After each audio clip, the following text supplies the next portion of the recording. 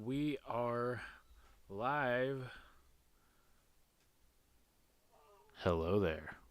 All right, so I need to check my audio, make sure my stream is coming through where everybody can hear me. Um, really?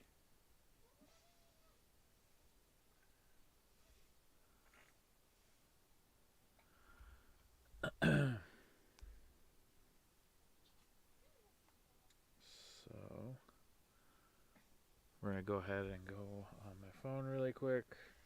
I'm gonna check the stream audio. So sorry if there's a bit of an echo for just a couple seconds.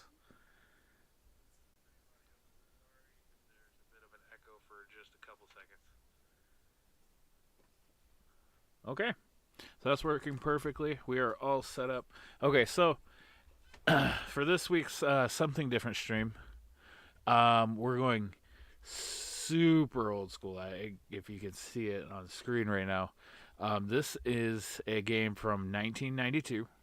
I streamed it a long time ago, and I did it in two parts. It took me like 4 hours to beat this game, and that was going off fresh or old, super old memory of how the game played and everything like that.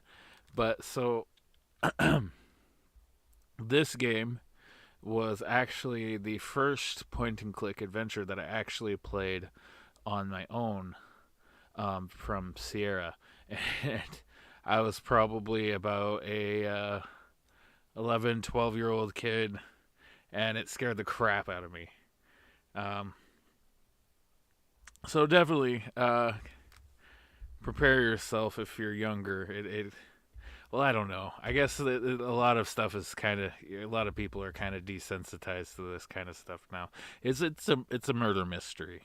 So, anyways, I'm gonna I don't know. Should I do the introduction? I'm not trying to speed run it. I want the story to get captured in this stream, so it might take a little while to get through it, but I think we can do it. We'll go through the introduction. You'll get to see how the voice acting is and everything like that, and kind of introduce you to the game, which is what an introduction is supposed to do. So let's go ahead and we'll watch the introduction. Oh, that music! It's super, super classic.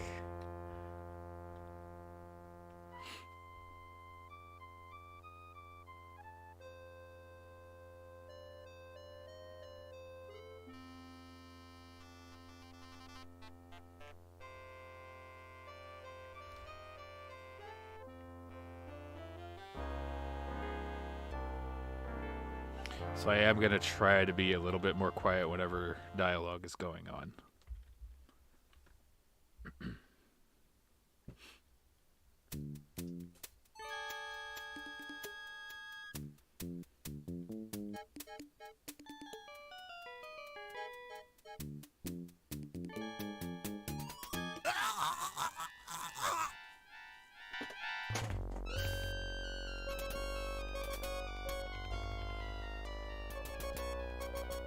Oh no.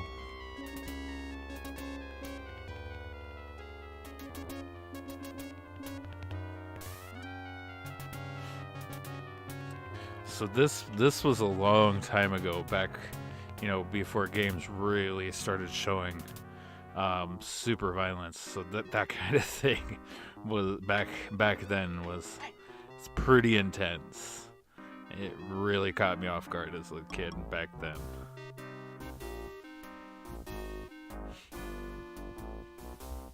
There is still time to correct this most grievous misunderstanding, Mr. Carter. The Dagger of Amon Ra must be returned to Egypt. Stay out of my way, or I'll thrash you within an inch of your life. Surely you can find a way to accommodate everybody's wishes. Who are you to tell me what I can do with my own property? Your property? What authority did you have? The authority of the Egyptian Antiquities Service. So if you don't like it, I suggest you waddle on back to Egypt and complain to your own government. This isn't a case for diplomacy. It's a case for your acceptance of the situation. It is not just my acceptance at issue, Mr. Carter. Frankly, some of our people are quite upset. Moved to take drastic measures if need be. Are you threatening me, you malodorous little man? Mr. Carter, there are some who would rather fight back than allow their country to be stripped of its national treasures. Any fat savage who lays a finger on my exhibit or threatens me will find himself in deep trouble. Do I make myself clear? As clear as the water of the oasis, Mr. Carter.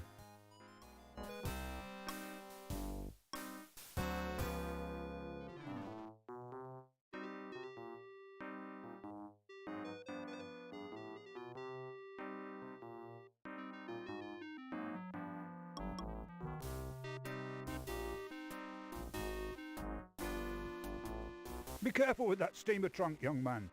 It's exceedingly valuable. It sure is heavy, Mr. Carrington. You got gold bars in here or something? The contents of my trunk are not your concern. Now be a good lad and take it to my taxi. The Countess is waiting.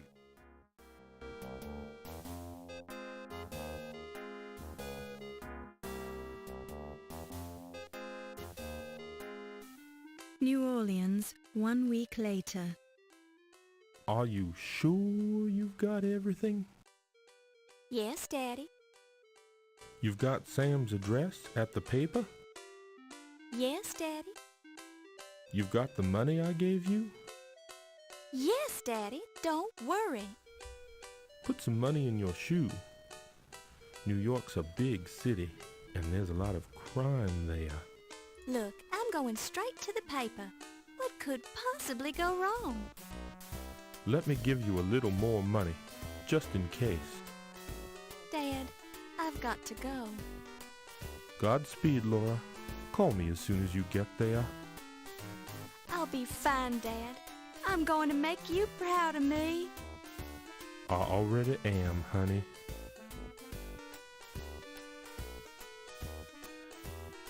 This is the main protagonist of the game.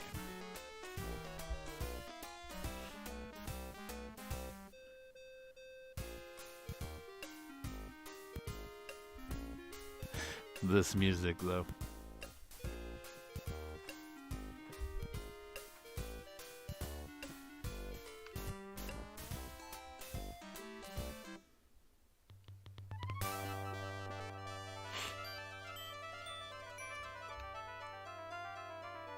And now we're going on a great journey to the big city in like the 1950s, I think.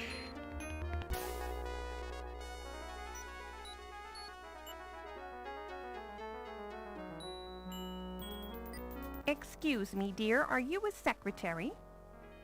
Actually, I'm starting a new job as a reporter for the New York Daily Register News Tribune. My name's Laura Bow. How nice. I'm Irmgard. Is this your first trip to the big city? Am I that obvious? How could you tell? By the way you keep glancing out the window, dear. I did the same thing the first time I came to New York. The tall buildings, the people rushing around, it was all so exciting. Then I stepped off the train and got mugged. How awful! It's the New York experience.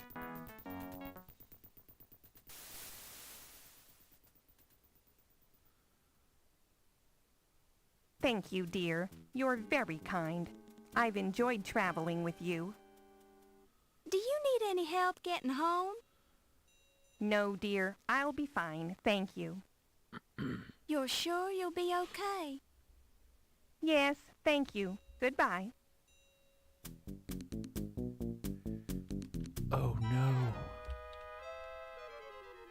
Goodness gracious! my suitcase? Can you spare a dime, miss? Certainly, sir. I'm always ready to help those who are less fortunate. Well, that's just peachy. Give me all your money then. Excuse me? Hand it over. This seems very unfair. Welcome to New York, kid.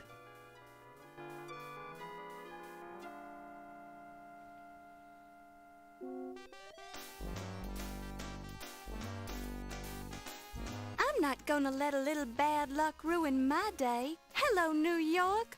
Laura Bow has arrived.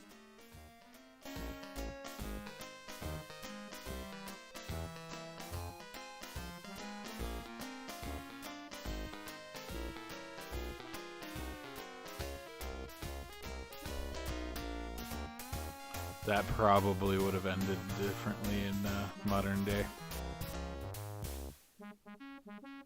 My destiny awaits. Nothing can stop me now. I really want to thank you for hiring me, Mr. Augustini. For hiring you? I don't even know who you are. I'm Laura Bow. I believe you know my father, John Bow.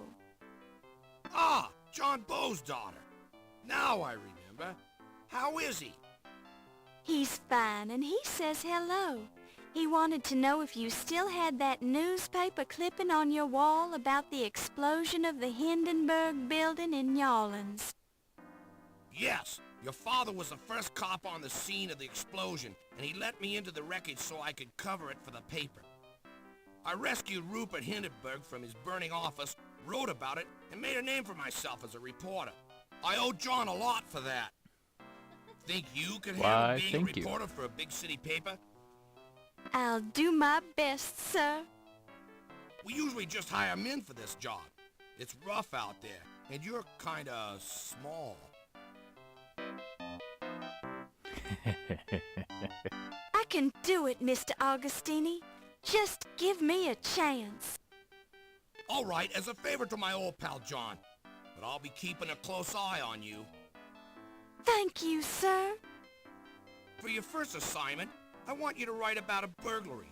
Some kind of fancy knife was stolen from the Lion Decker Museum. I'll arrange for you to attend the fundraiser at 7 o'clock tonight for their new Egyptian exhibit. Everyone will be there. Tell them you're covering the society news so they won't clam up on you. You won't regret it, sir. I have a nose for news. Just keep your nose out of trouble. So Here's your corny. official notebook and your pencil. It already has Crodfaller's notes in it. Have the story ready by 3 tomorrow, or you're out of a job.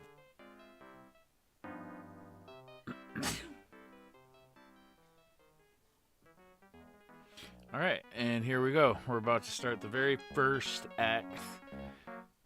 I think there's 3, maybe 4. This first one's pretty it's kind of boring, Laura Banks, but right? we should be able to fly through Laura it. Bow, sir. And I believe you have the advantage. Crodfaller rhubarb, ma'am, though you can call me Rube. So I suppose you've already met Sam. Yes, he's very colorful. Don't let him shake you. He's tough on the outside, but inside he's got a heart of stone. I'm sure he... Pardon me? What did you say?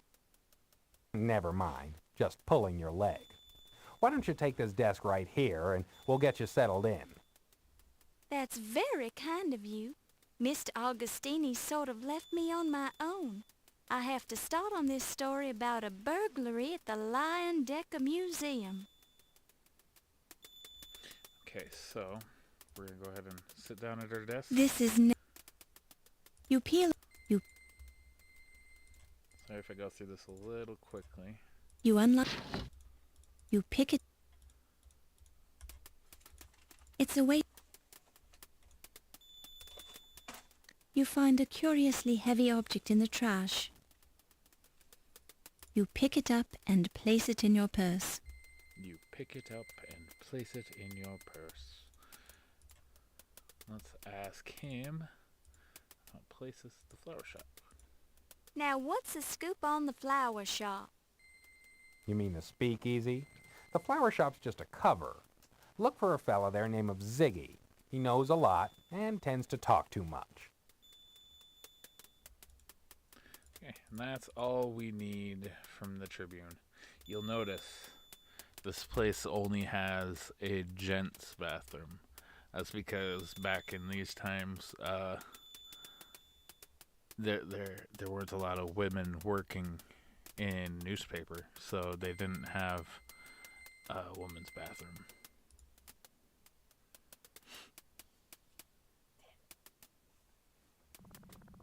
Okay, we're gonna go across the street. I'm actually going to increase my movement speed. There we go. Now, There are no it's very important. You can actually die if you don't look both ways. Safety first, kids. Excuse me, sir. Don't bother me, lady. I'm sleeping. Well, fine then.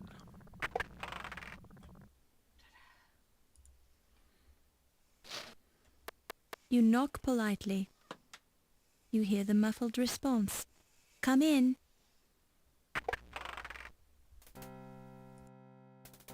Sure and begorra, I'm Detective O'Reilly. What would you be wanting then, lass? I'm Laura Bow from the New York Daily Register News Tribune. I'm looking into the burglary at the Leyendecker Museum, and I understand you're handling the case. Would it be possible for me to look at your report? You can't be a reporter, lass. You're a girl. The Trib only hires men. I am a reporter, sir, and I thought that Crodfeather guy was going to be writing the robbery article. Crowdfaller was assigned to it, but the story is mine now. Can I see that report, please? It's very technical, lass. I don't think you'll be learning much from it. Thank you for your concern, Detective, but I'd like to be the judge of that. You're a determined girl. I'll say that much for you. Have a look, then. The file on the Leyendecker Museum burglary is nothing more than a single handwritten page. It mentions only one stolen object, the Dagger of Amon Ra. The burglar or burglars left no fingerprints or other clues. Their method of access to the museum is unknown. In summary, the police are baffled about the burglary at the museum at this point. Some parts of the report seem vague. The report is signed by Detective Ryan Hanrahan O'Reilly. There's only one page to this report. Where's the rest of it? That's all of it right now. It's rather vague, isn't it? Kind of fishy, don't you think? Good police work takes time, and I'm a very busy man. I haven't had time to follow up on the burglary. So what if a museum loses a knife? There are people being murdered left and right in this city, dropping like flies. Cars are being stolen, booze is being smuggled into speakeasies. Pedestrians are being mugged, firebugs are burning down half the city, they're running out of grapes at the corner market, and I've got a headache. And you know who gets to investigate all the crimes in this district? Me! So I don't need any nosy reporters hanging around telling me my reports are vague, girlie. Well, excuse me. Talk to the desk sergeant if you have any more questions. I haven't got time for you right now. Okay, we're gonna... Actually, hold on. I'm not gonna talk to him just yet. The paper is full of a coupon. You pick it up. There are no...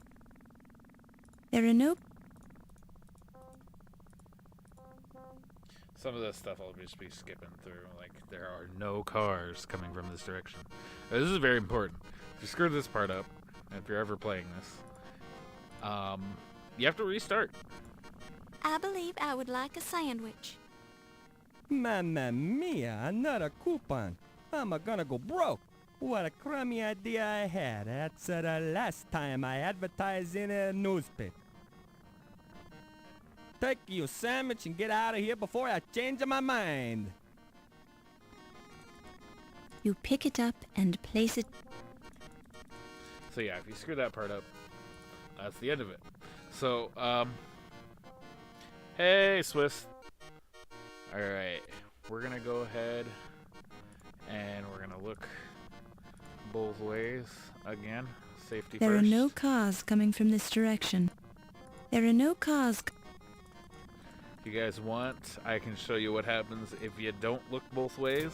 If that's something you'd be interested in seeing, just let me know in the chat. I can go ahead and do a quick save and show you what happens when you're not safe when crossing the street.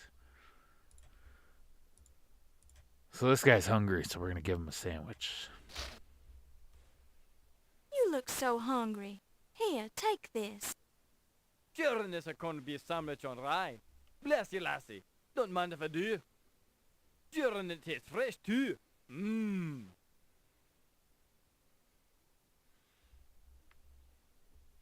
Alright. Now we're going to ask him about the speakeasy. What can you tell me about the speakeasy? Now I don't know anything about a speakeasy. Not in this town. We run a clean city here. But there are some nice places where a lady like yourself can sit and relax and enjoy a bit of the high life, if you know what I'm saying. Of course, some of these places are restricted, don't you know? So you have to be giving them the right signs so they know you're okay. But just mention it Charleston and you're in like Flynn. You got that now? I think so. Thank you kindly, Sergeant. Don't mention it. And I mean it now. Don't you go mentioning it. Not to anyone. Alright, so we got everything we need from him too now. Yeah, it is growing a lot. I've actually gotten a lot of help from friends and family. And, of course, all you new subscribers who've joined along. And it's awesome to me. And I hope it continues to grow and I'm able to continue to get better and better at making content and get this channel nice and big. That'd be pretty awesome. Okay, so I'm going to go ahead. I'm going to do a new save here.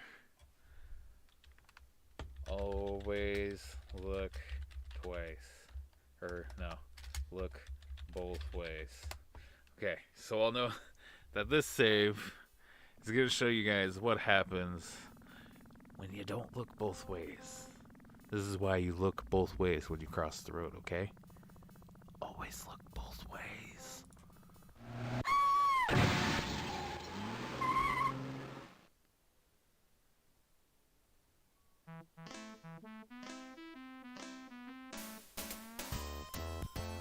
If you don't look both ways, you'll be dead in no time flat.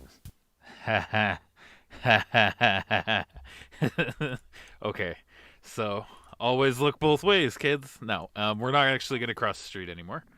We're gonna use this. Greetings, madam. Greetings, madam. To what location would you like to be motivated, madam? We want to go. We could go to the speakeasy, but I'm gonna go to Low Fats Laundry first. Or no. The 12th Street Docks. Have you heard about that transatlantic So radio is telephone my audio any conversation better? between Any New York better? and London? I recently got a new Imagine mic, hearing someone's and voice from this that is distance. literally my first time Modern testing technology. it on stream. Oh, it just amazes me. Thanks for traveling with us, madam. Have a pleasant day. Hi. Oh, I gotta talk to him. This is the love interest. Good morning, miss. I'm Steve Dorian. I'm Laura Bow.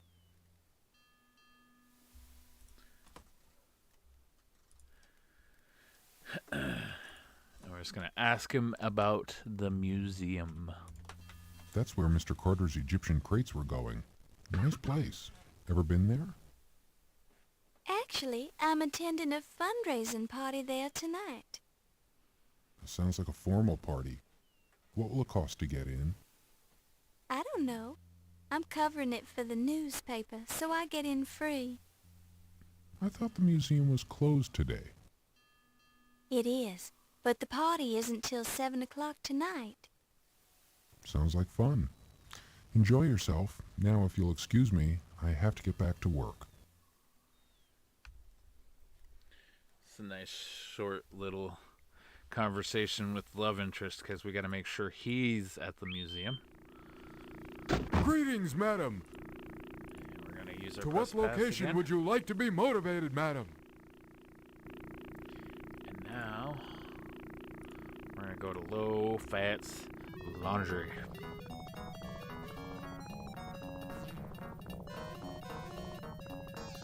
Thanks for travel. This little boy is trying to set fire to ants. He's shabbily dressed and poorly groomed. He's peering intently at the panicking ants on the sidewalk. This is what kids did for fun back then. Okay, so we want their magnifying glass. And I'm sure they could use a baseball, right? Here, I bet a strapping young lad like you just loves to play baseball. Not hardly.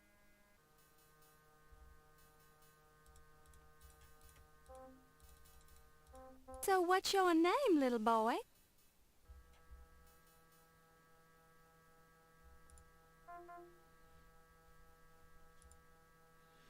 Oh no, the game's freezing. What is going on?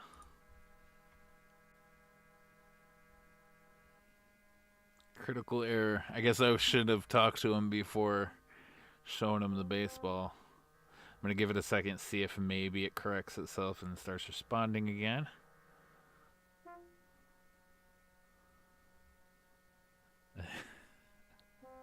No. Doesn't look like it.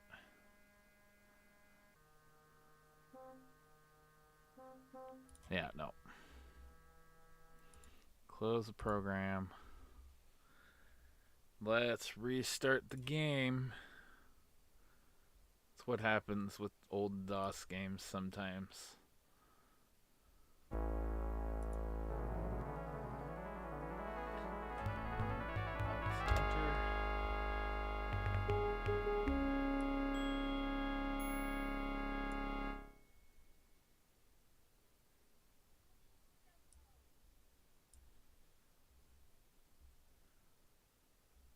Just got to make sure that this is the right size again and centered, and we're good.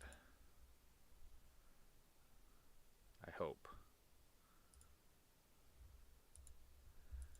Oh no, it's just going through the Sierra logo. We might be having some problems here. Some technical difficulties. It is not agreeing with me. Oh no.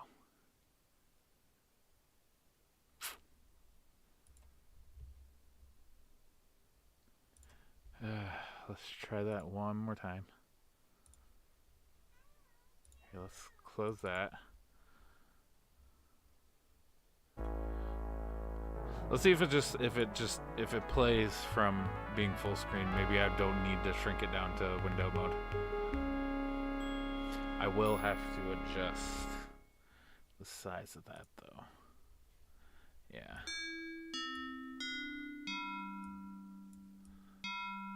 Okay. There we go. Alright, so continue saved game. We're going to go from right here. So we're going to have to go talk to Dorian again, but we'll skip that conversation just to get through it. While this is an interest... Oh.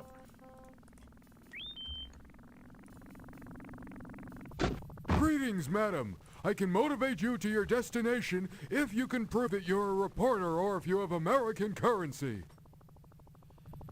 Well, I am a To reporter. what location would you like to be motivated, madam? Okay, so we're going back to the 12th Street docks. Be careful of the sticky spot on that seat. I'm always taking that 6-year-old Asimov kid over to his parents' candy store in Brooklyn. He likes to read science fiction pulps and lick lollipops in the back seat. Intelligent kid, but kind of messy. Thanks for traveling with us, madam. Have a pleasant day. Okay, so we'll skip through all of this. Nice and quick. Question. Ask him about the Lion Decker Museum.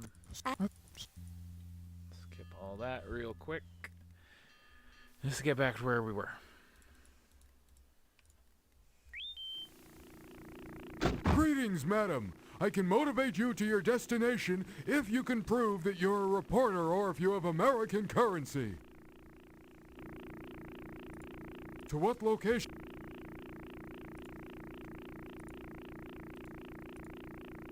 It looks...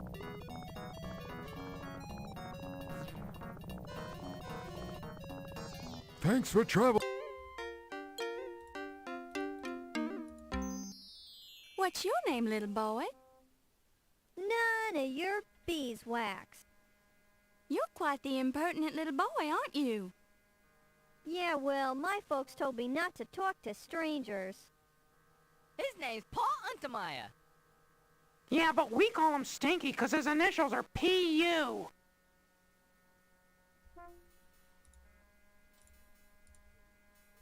How would you like this baseball? No thank you, ma'am. My parents say baseball gives me hives. Here, I bet a strapping young lad like you just loves to play baseball. Not hardly. This nifty baseball wouldn't be of any use to you, would it? I don't know. Let's see it. Not bad. I'm not sure about this Bob Roos signature, but it's not a bad imitation. Stitching integrity is about 89%. Want to trade? That's just what I was thinking. I could use that magnifying glass you boys are using. Hey, Scram, we're using this glass. Have we got a deal? Okay, why not? Here you go. Hey, what a jip! Now how are we gonna moidalize these ants? Ease up, Stinky. We're almost out of ants anyway. Then we'll go to Old Man Meadow's place and bust up his windows. Yeah! Thanks, lady. Pleasure doing business, witches. Thank you, young man. You pick it up and place it in your purse. So we're not going to stick around here because we don't need anything just yet from here. We got to go to the speakeasy. Greetings, Matt. To what I had Al Jolson in this taxi last week. He's starting work on a movie, The Jazz Singer, where you can actually hear people talking. I don't know. I don't think it'll ever replace radio. Thanks for traveling with us, madam. Have a pleasant day.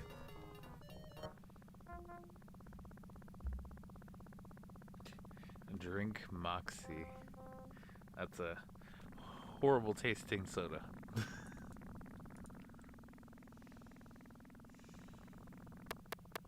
We're closed. No deliveries. Secret word. Alright, and go to Mexico. And it is Charleston. The password is Charleston. Well, why didn't you say so? Come on in.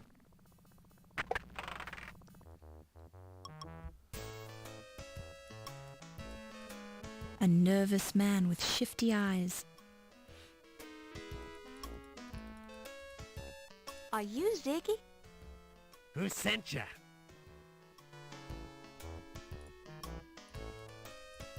Godfather? He's an old pal of mine. What you wanna know?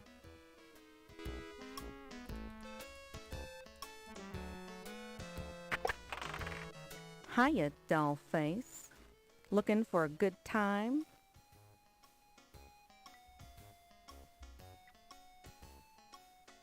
It's your loss, Toots. I'll be right here if you change your mind. You haven't seen the Countess come into the speakeasy yet, have you?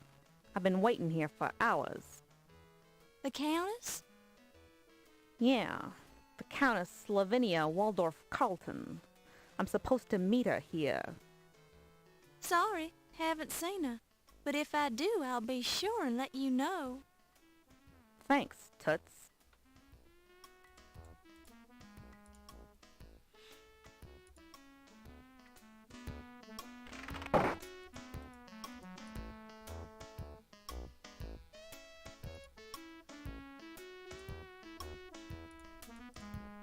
Never heard that name before.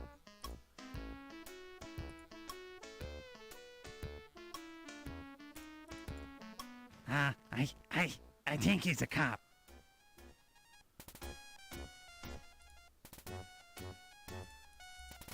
It's me. Was you wanting to make something of it?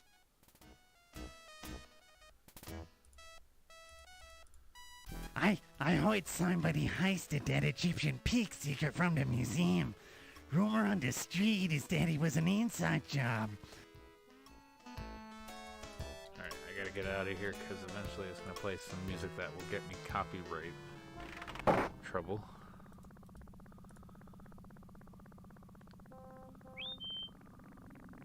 And I think I should get the messy taxi right here. My goodness. Yeah. Yeah. You pick. Okay, Toots. And we're gonna go to low fats. Because that was a laundry ticket. I didn't let it read, but that is a laundry ticket.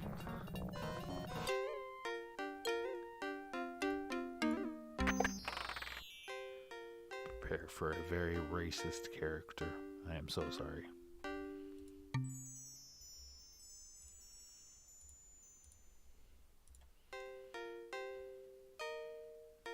This claim ticket 2 years old today. You very lucky woman. Almost give this clothes away. It'll be ready Tuesday. Ha ha ha. Just kidding. Ancient Chinese joke. Actually, this isn't mine at all. I found this claim ticket just a little while ago. I'd feel badly if somebody would have come back for this. You worry for nothing. Nobody come in for 2-year-old laundry. Lady who owned this dress probably dead by now. Ha ha ha. You're a strange man, Mr. Fat, but I kinda like you.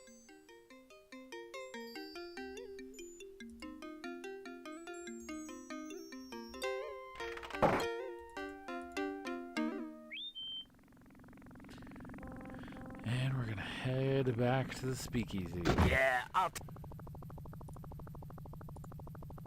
Okay, Toots. I've been going about 40 minutes for just this beginning part. Not too bad.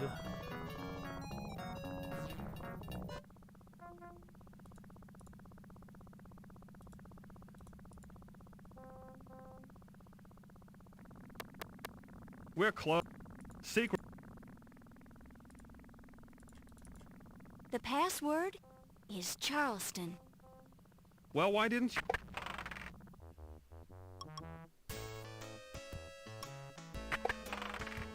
Va va voom.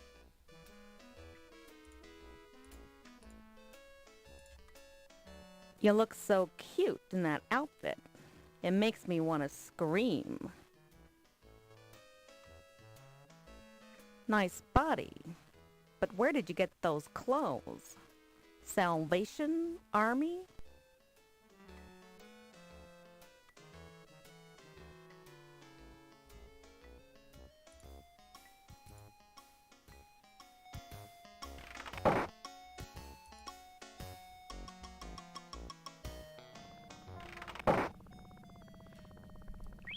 And that is the first act complete.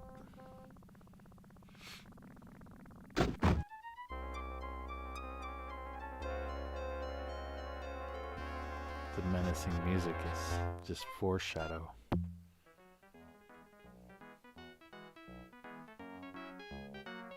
Act 2. Suspects on parade. Your perky demeanor and thorough technique are making you a first-class detective. Welcome to the Lion Decker Museum. I don't know if this is really real. I don't know. I'd have to look it up. See if it's actually a real-life museum in New York. Or if Danke, it was. Fräulein. I'll return this pass when you are leaving. Enjoy yourselves this evening. Okay, so that little clock at the top left is going to be kind of important for the rest of this game. It's going to tell you times. Certain things only happen at certain times of the night. So this whole part in the party, we're going to be doing a lot of eavesdropping. And we're just going to be listening to a lot of conversations, and there's going to be some incriminating evidence in these conversations. And I'm going to leave it up to you guys. See if you can pick anything out. There I was, standing on the hillside above the excavation in the Valley of the Kings, with the faithful Mahmud describing the dance of the Seven Veils to me in great detail, when a shout rose up from the workers below us. Sensing an important discovery at hand, since I have a sixth sense about these things, I scurried downhill to see that a step had been uncovered in the sand. It turned out to be the entrance to the Temple of Amon Ra. I took the trowel from the Boskafir and cleared the sand away from the rest of the steps myself, revealing the entrance to the temple. The seal of the necropolis was intact on the door seal, indicating that the temple had not been disturbed. I knew that fate had brought me to the discovery I had been seeking for so long. Tireless after my exertion in clearing the staircase, I used a sledgehammer to break through the sealed doorway. Within lay the greatest accomplishment of my considerable career.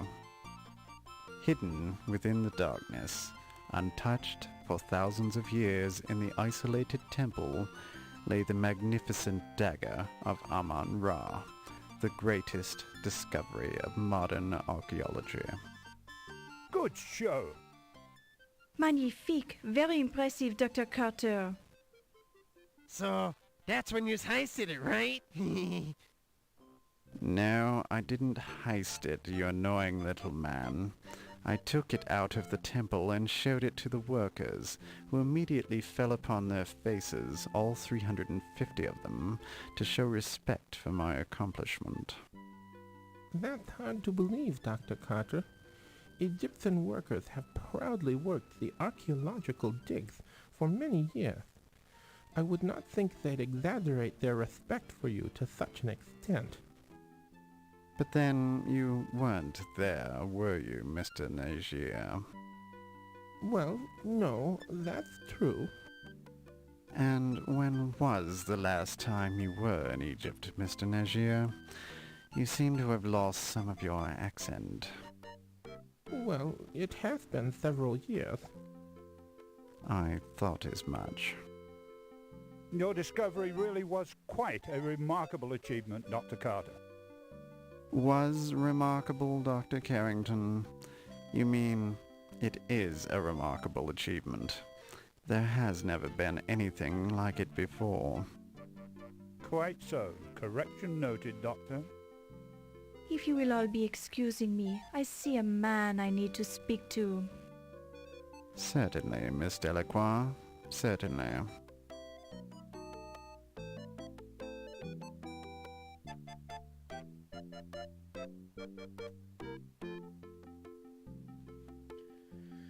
Okay, so now you drop on these guys. Maybe not. Oh, there. Boy, did he bet. She's some dish, ain't she? Yes, those Frenchwomen really have something. I don't think my wife would ever have done it in a mummy case. In my vast experience of women from different lands, I tend to agree with you, Mr. Niger. I balked when a certain French woman suggested we have a deep conversation on the back of a dinosaur, but I was pleasantly surprised by the results. Yes, Miss Delacroix is certainly the cat's pajamas, as the Americans would say. Mochi. Yeah, we does come up with some good sayings, don't we? Quite. Good Lord, I hadn't realized a woman was present. Please excuse us, Miss Bow. Oh, I wasn't actually listening to you gentlemen, Dr. Carrington. I just happened to be standing here. Excuse me. Okay, so we won't be able to eavesdrop on these two guys because she's watching us. So we're gonna have to move on. But before we do that, You pick it up and place it in your purse. we're gonna grab a cup. You can almost...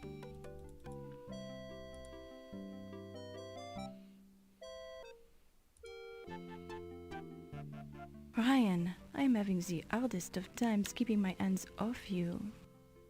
Not here, Yvette. There's too many people. They are not important. You are the most powerful man here, my Ryan. What about that Carrington guy? He's president of this museum.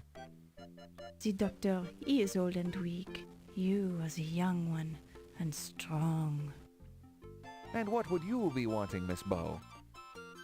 Oh, well, I thought I heard you call my name. You must have been hearing things. I didn't even mention your name. Oh, sorry. I've got to be going now. Excuse me.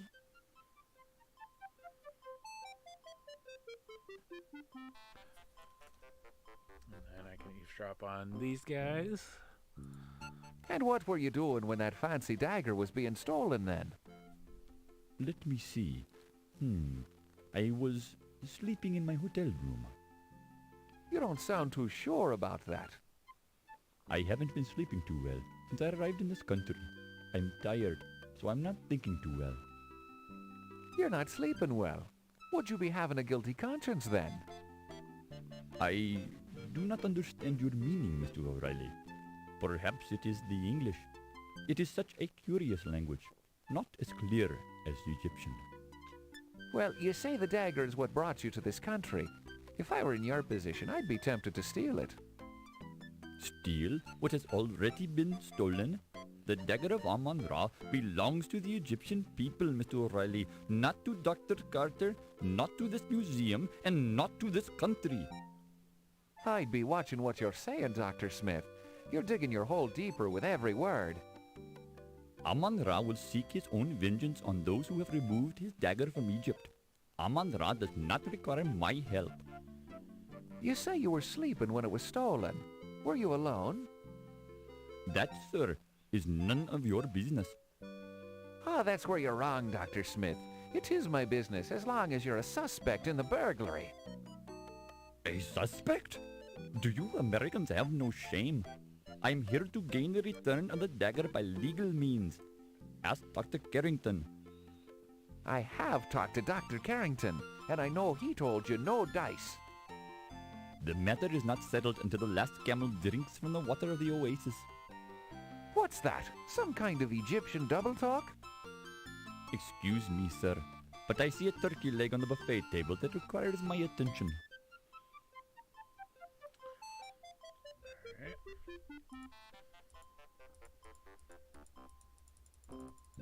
These guys might be too spread out. Yep, we'll move on to the next. Oh, nope.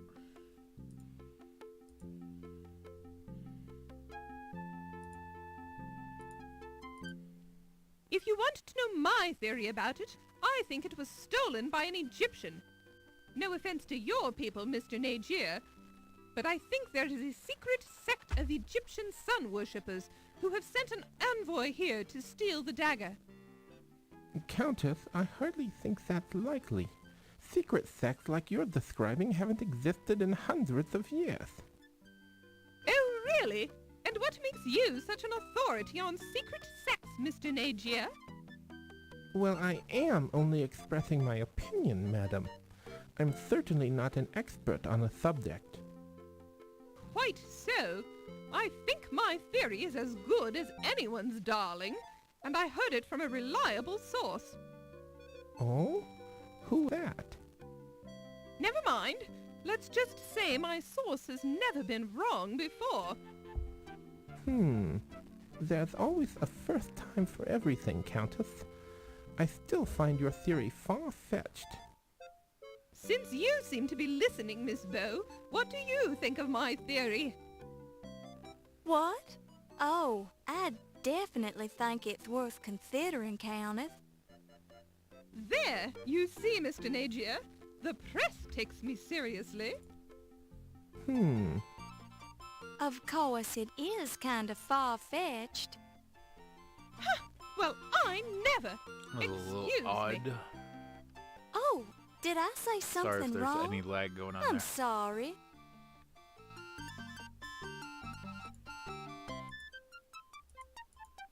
So that's the deal, Countess. I'd rather not talk about it right now. Yeah, no kidding. The wall's got ears around here. And so does certain nosy reporters, if you know what I mean. Yes. Now, if you'll excuse me, I simply must speak to Dr. Carrington. Sure thing, Toots.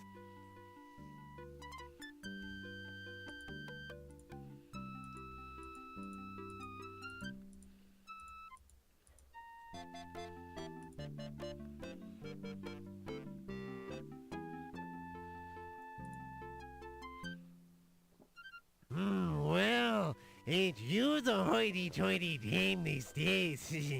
I almost didn't recognize you with your clothes on. Excusez-moi, am I knowing you, sir? Ziggy's my moniker. You gonna pretend you doesn't know me? Ah, you are making the joke with me, no? Perhaps you have confused me with someone else? I ain't joking. You're Yvette Delacroix. I'd know that body of yours anywheres. I am sure I am not knowing what you mean, Monsieur Ziggy. Oh, I get it. Yous is worried one of these hi-hats is gonna hear us, right? Oh, okay. I'm clued in. We can talk later. Yvette. Are you enjoying the culinary delights this evening, Miss Delacroix? This food, it is adequate. I do not eat so much. This way I maintain my figure, no? Ah, yes. And a lovely figure it is, Miss Delacroix. Merci, Dr. Carrington. You are so kind. I feel we've known each other long enough. Please call me Archibald. As you wish, Archibald. I am yours to command, as always. Miss Bow, is there something I can do for you? Oh, no. I was just admiring Miss Delacroix. Boss dress. Merci, Miss Bow. Oh, and my your God. gown, it is a bit out of date, but charming nonetheless. Thank you, I think.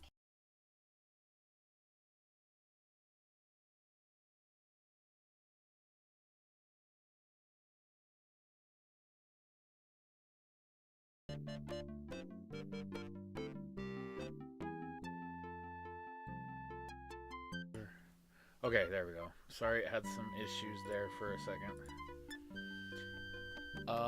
Okay. Now we can eavesdrop on these two. Well, look what the leprechaun's dragged in. Hey, now watch what yous calls me, O'Reilly. I don't know what that leprechaun thing is, but I don't like the sound of it. I'm sure you've been called worse things, smart guy. Only by low-class type poisons, O'Reilly. By the way, ain't you afraid of being seen with me? Cops talk to stoolies all the time, and I was wondering what you're doing here. I'm a big patron of the arts. That's the kind of high-class guy I am. You don't even know what the word patron means. I does too. Okay, what does patron mean? Hey, ain't that the countess I see over there? I needs to talk to her.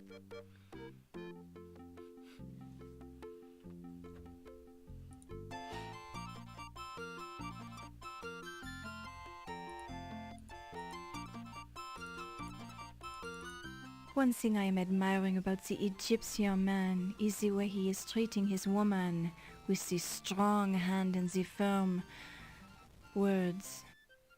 Well, that is the proper way, as our culture teacheth us.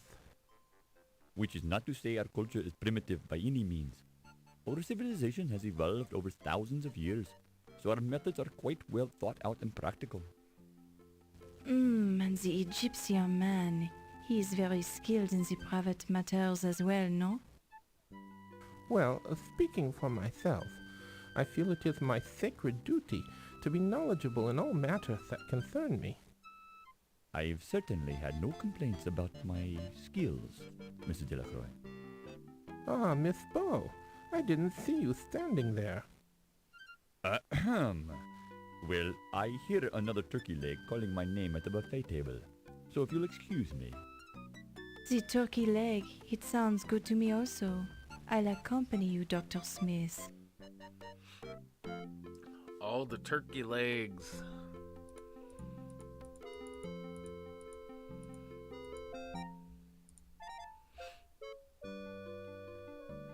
Ooh, ladies chat.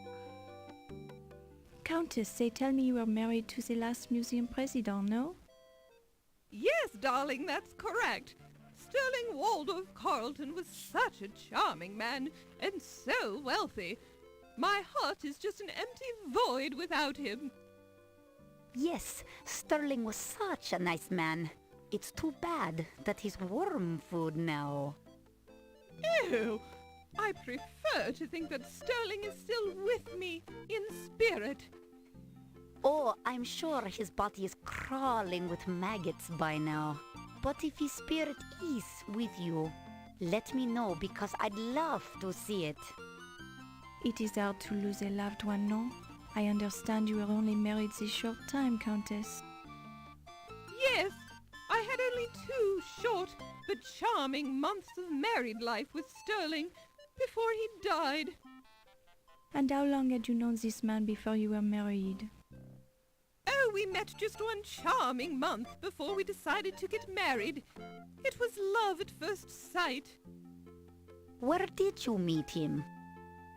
Oh, I had only been in this country a few weeks when I met Sterling on an offshore casino ship. It's quite legal to drink and gamble there, you know, and all the right people attend. Sterling was so charming, he just swept me off my feet. This Sterling, he must have had the large broom.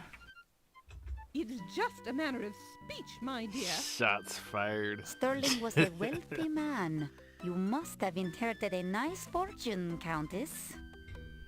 The money doesn't matter, darling. Actually, there's an annoying problem with the estate right now. It seems Sterling was changing his will when he died to give me more money, perhaps. Anyway, I'm sure my attorney will take care of the problem. Too bad you can't dig him up to finish his new will. Yes, quite.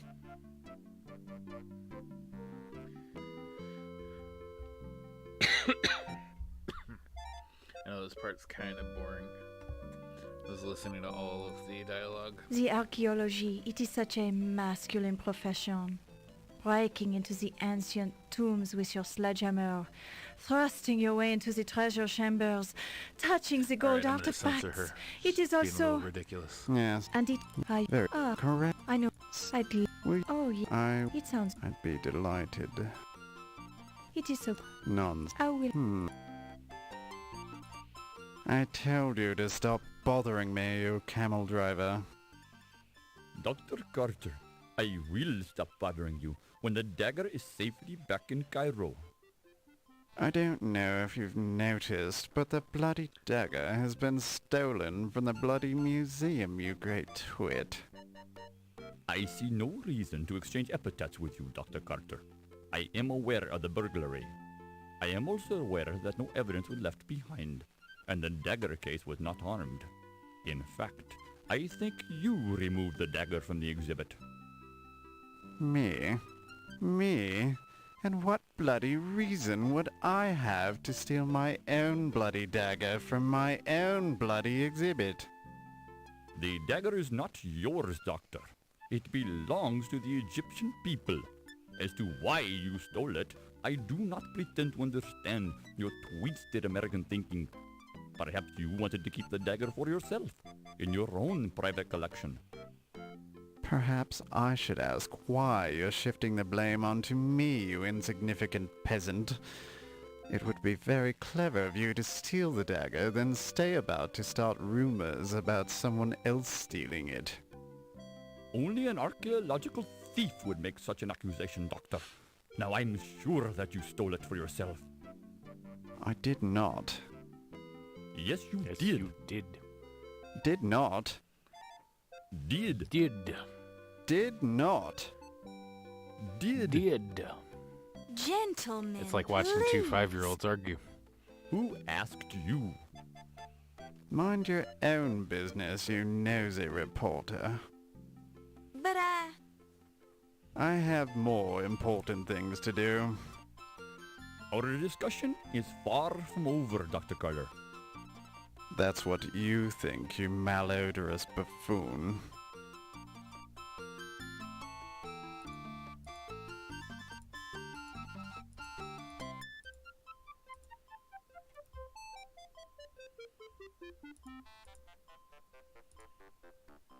You are interested in the great art, no? Then you should come with me this evening. Uh-oh. I'll give you the personal The tour love of the interest old is master's hanging out gallery. with Yvette. Well, I guarantee that you will not be wasting your time. You will enjoy it very much. Well, You are studying the art at the université, no? Well, yes, but Then it is settled. I will give you the private tour in a little while, no? There is no need to thank me yet. I will be enjoying it as much as you will.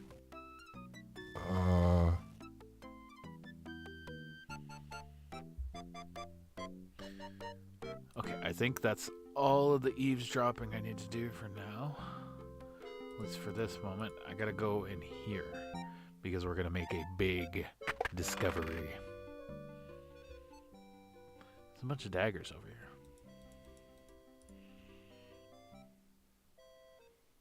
It looks just like the Dagger of Amon Ra. Isn't it beautiful? While this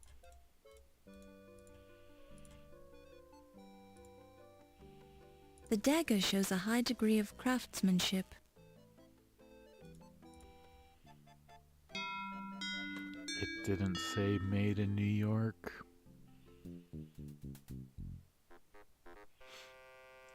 Fräulein, this gift shop is closed. You should not be here. Oh, I'm sorry. The door was unlocked. Unlocked? My assistant will be disciplined harshly for this mistake. Please rejoin the party now. I will be forced to injure you. So violent and angry.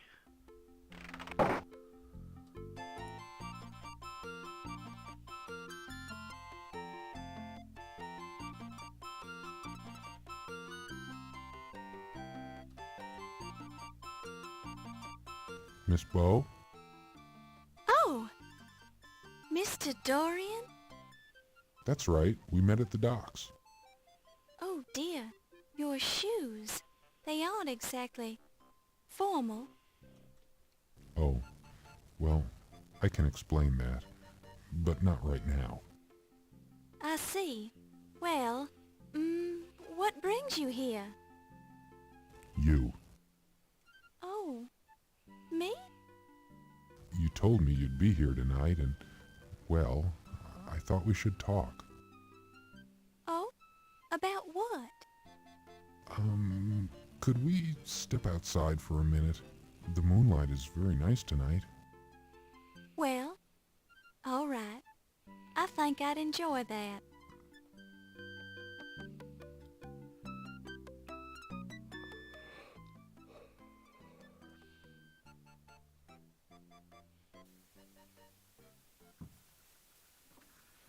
Dude wore his work boots to a suit and tie affair. I just wanted to explain to you who I really am. You're not Steve Dorian? Well, yes, I am Steve Dorian, but I felt like I didn't give you the most accurate impression of myself when I met you earlier today. But, gee willikers, I'm just not used to meeting attractive young ladies on the docks. I wasn't down there looking for a man. I'm a professional journalist working on a story. Oh, well, yes, of course you are. I didn't mean to Gee imply anything. willikers. In fact, I was very impressed with your professionalism and with your smile. I just didn't want you to think I'm a common stevedore. Well, I'll admit I was wondering what a stevedore was doing at this ritzy museum fundraiser. My stevedore job pays the bills, but I'm aiming for a career as an artist. However, I'm really here because I'd hate myself for the rest of my life if I didn't try to see you again. Maybe I'm a fool, maybe you think we're too different, but I had to try. Well, I'm very flattered. Are you always this nervous? I'm not very good with women. I've spent all my time working ever since I was 10 years old, when my father died. I've never had a chance to date very much. Lately, I've spent my free time going to school. I'm starting to think we're more alike than I first thought. My mother died when I was very young, so I was raised by my father. What kind of an artist are you? I'm a painter, and I do a little sculpting. How interesting. But I think that an artist would know enough not to wear work boots with his tuxedo at a formal party. Oh, I said I'd explain that, didn't I? I was hoping nobody would notice. I had to blow 2 weeks' pay to rent this tux. Sorry about that. But I didn't have sound. enough It's left part over of to the rent game. the fancy shoes. It's just that I had to see you again. You spent all your money just to see me? My goodness, I don't know what to say. Say you'll have dinner with me some evening. I may seem a little odd, but I promise that I'm harmless. I'd be honored to spend an evening with you and show you the sights around town. Well, I don't usually, but you've gone to a lot of trouble to find me. I think I can trust you. Really? You'll do it? Oh, thank you. You won't regret it. I'll make it a memorable evening. I'll paint for you. I'll dance for you. I'll sing for you. Anything you want. Well, there's no need to get carried away. Let's see how dinner goes first. Of course. You're absolutely right. I don't seem too anxious, do I? Maybe just a bit, but that's okay. Okay. I'll take a deep breath and calm down. I'll be fine. I'll do whatever you want. I think this is the beginning of something important, Steve. I like you already. Let's go back to the party, Steve. I've got work to do.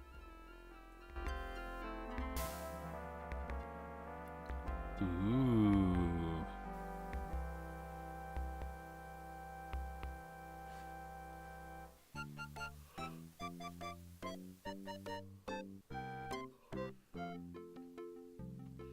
Okay, so now previously, if I can speak, previous to this, you weren't allowed to explore a lot of the museum. You could go back there, but the guard Heimlich would stop you from going beyond the room in there. He'd actually tell you to go back to the party.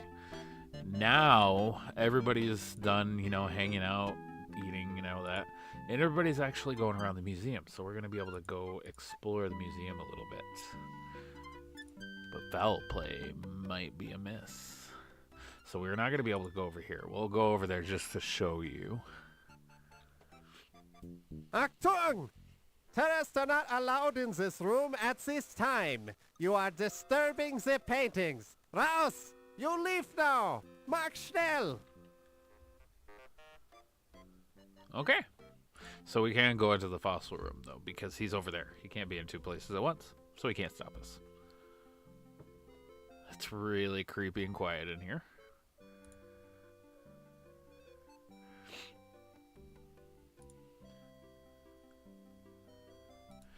We can actually hide back here.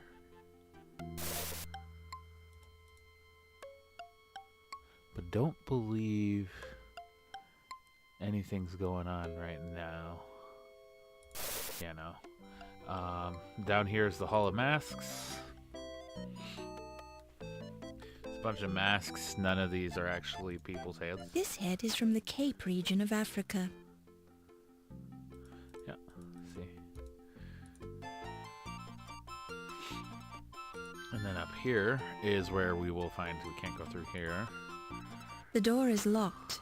When you touch the doorknob, you get a heavy coating of dust all over the palm of your hand.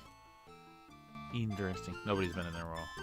So this is the Egyptian room. This is where the Dagger of Amon Ra was. Now, I'm going to do something. Let's save here.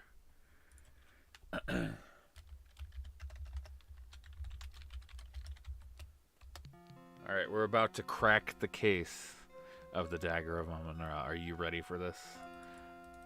Are you ready for this? Oops. Oops. Congratulations. You've cracked the case of the Dagger of Amon Ra.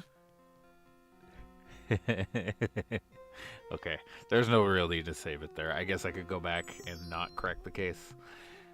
I'm not sure if that makes any difference. I don't know.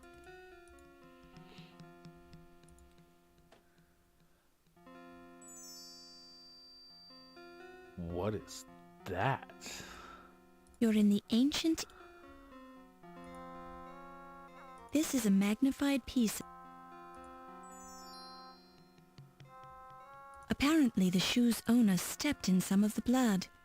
It apparently belongs to a dainty foot.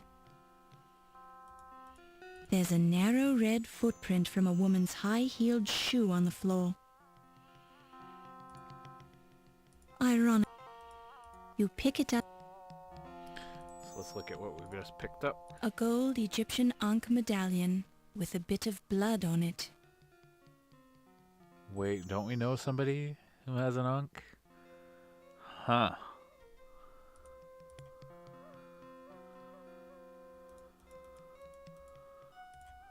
An inner mummy coffin which was contained in the exterior mummy coffin to the left. Identified from the cartouches on both coffins, the occupant was probably Hatshepsut, the female pharaoh, daughter of Thothmes I. Hatshepsut built the magnificent tomb temple at Deir el-Bahri and ruled for 20 years with her lover Senmut. At her death, Hatshepsut's successor tried to erase all memory of her by destroying her statues and obliterating her name from her various monuments.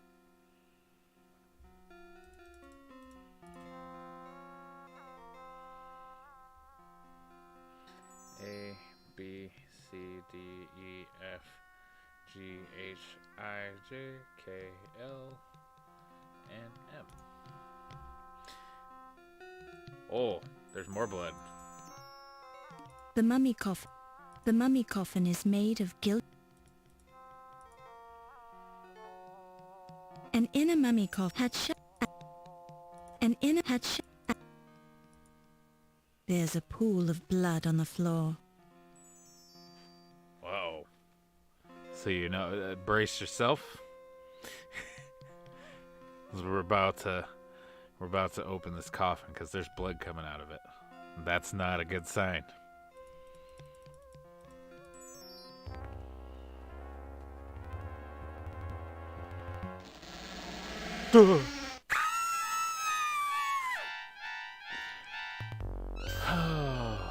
Well, Dr. Carter's flesh is looking rather pale, as if he's not feeling well. Perhaps when you read, there's a you notepad pick it here. up and a red fluid appears to be leaking out of Dr. Carter's chest wound. Dr. Carter seems to have suffered a severe trauma to his chest area. Dr. Carter's flesh is looking rather pale, as if he's not feeling well. Perhaps it's because he's lost a lot of blood.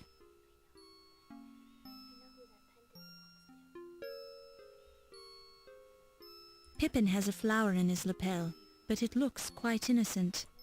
By removing the note, his flesh feels cold and clammy.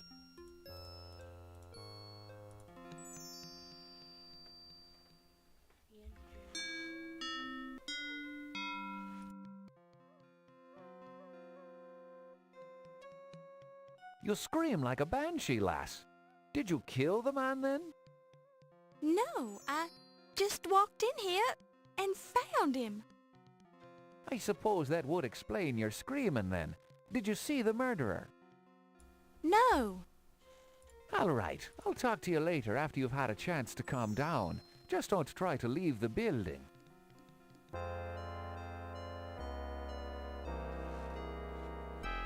There's been a murder. Dum dum da. Okay, so that is Act 2. Now we're going to Act 3. On the cutting edge.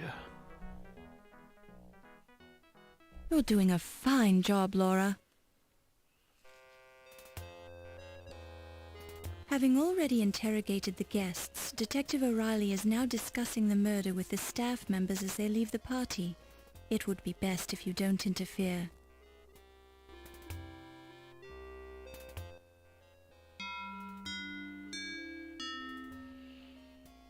That is 10 o'clock.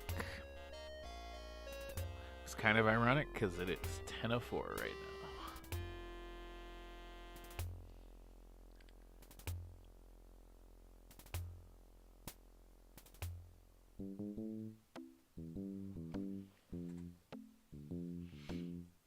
Hi, Miss Bow. I'm Ernie Leach.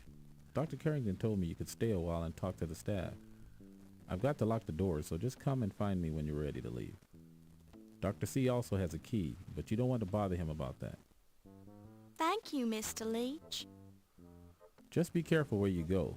Wolf will get upset if he finds you downstairs. See you later. His mouth didn't move for the end of that. I hope it doesn't stop responding again. From your interviews, Detective O'Reilly? Don't bother your little head about it, lass.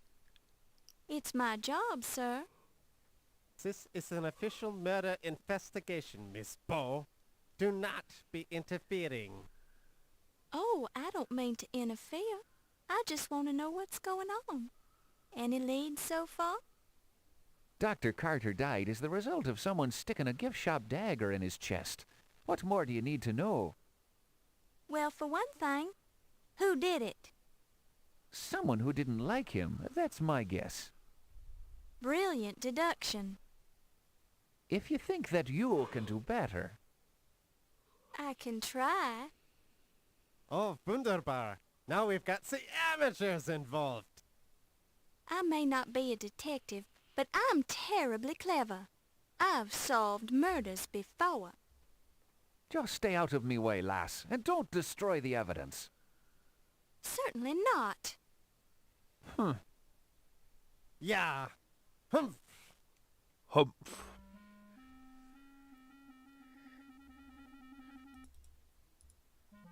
I don't know if these doors are unlocked right now. This door is locked. Okay, so now we get a little bit more free roam of the museum. Is my speed all the way up? It is. I'll turn the detail all the way up too.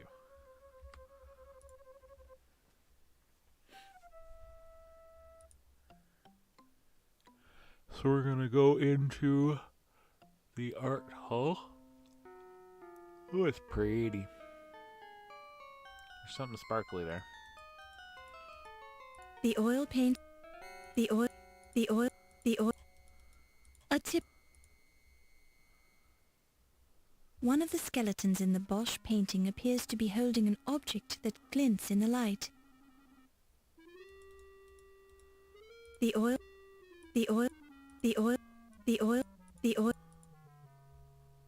Inspect.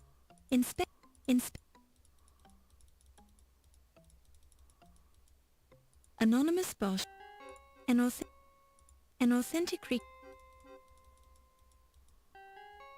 It feels like a painting by Anonymous Bosch. Anyways, we can't get that off yet. Moving on. You hear muffled voices coming through the door to Yvette's office. Yvette's office. So we're going to do some eavesdropping. Thank you for coming to see me, Olympia. This is very nice of you. You're very welcome, my dear. What can I do for you? Oh, you see, I found this strange bone, and I said to myself, Yvette, if anyone can tell you what this is, it would be Olympia.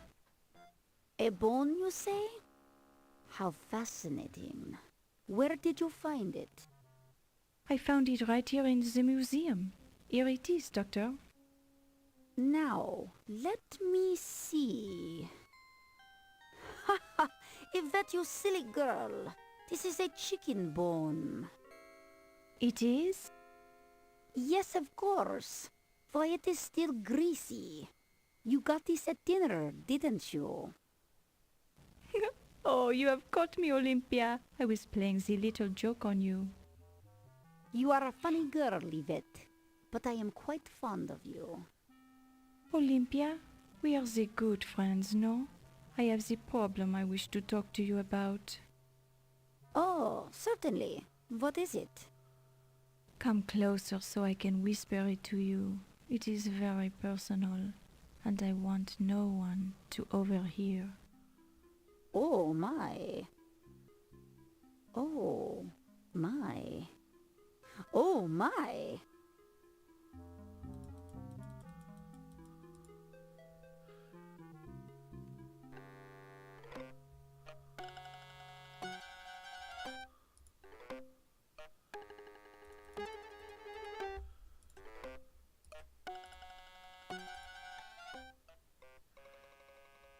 NOPQRSTUVWXYMZ.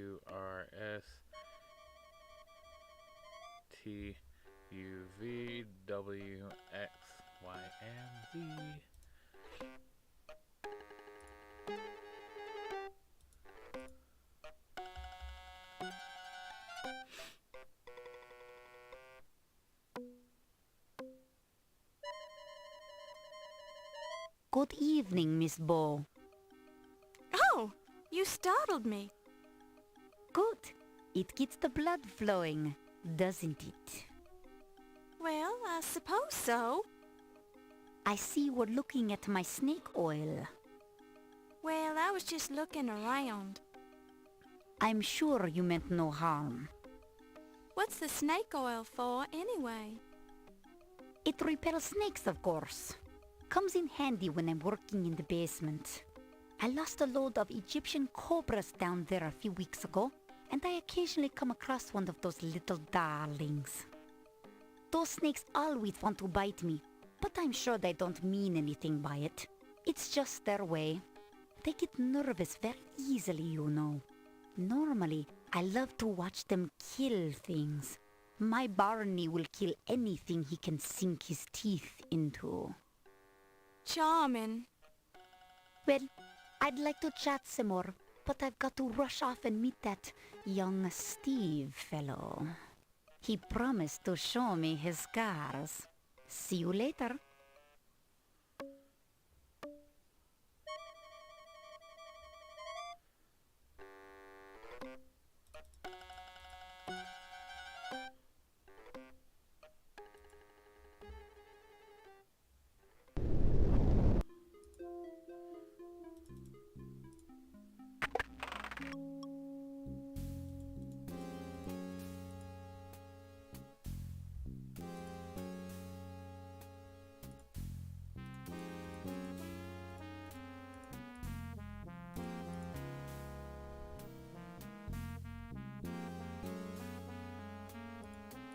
You pick it up.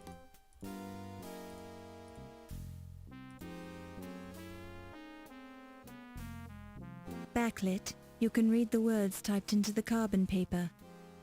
Ernie, Big Al called to see if you could do some fencing for him next week. He says he'll make it worth your while to do a fast fencing job.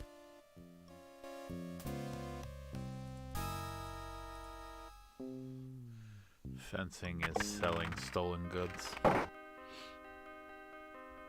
You hear muffled voices.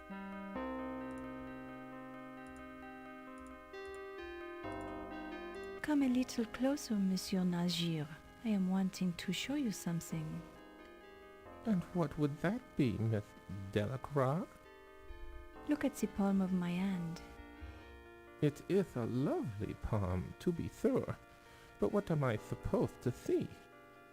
You see this line, monsieur? It is my love line. My goodness, Miss Delacroix. It goes all the way up your arm and disappears up your sleeve. Would you like to see where it ends up, Ramses? Have you ever been to Paris, Ramses? No, I can't say I ever have. Then you have never seen the Eiffel Tower? No. Well, by all means, let me show you. Miss Delacroix, please. I'm a married man. Oh, dear. Have you forgotten who let you into the museum, Ramses? Have you forgotten who showed you the secret room for your little ceremonies? You haven't, have you? No, I haven't, but... Then you will let me give you the grand tour of the tower, no? We'll have to go somewhere else. I don't feel safe here. Lead the way, monsieur.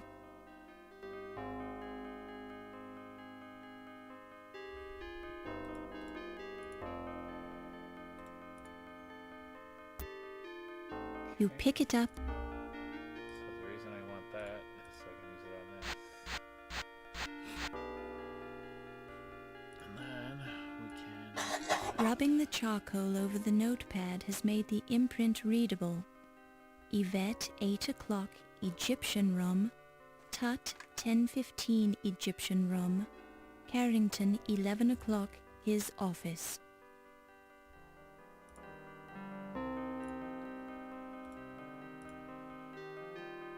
Countess and Ziggy at 1 a.m. Medieval armor display.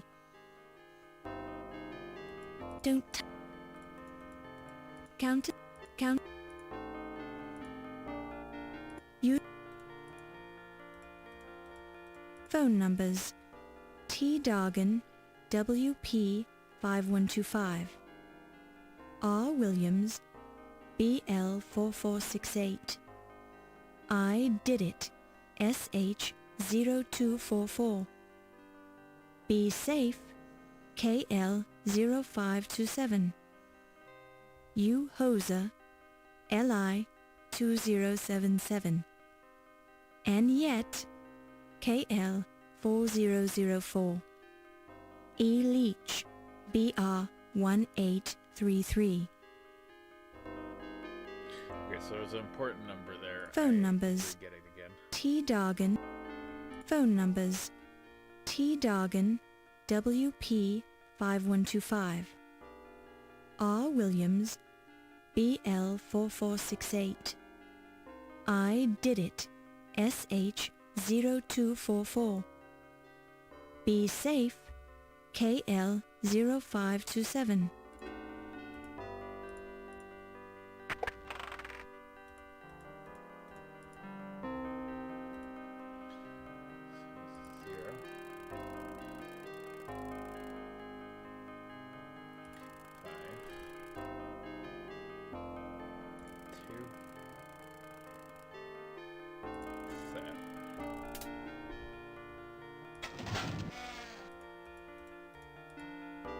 Note 1. It's the personal diary of former museum president Sterling Waldorf Carlton.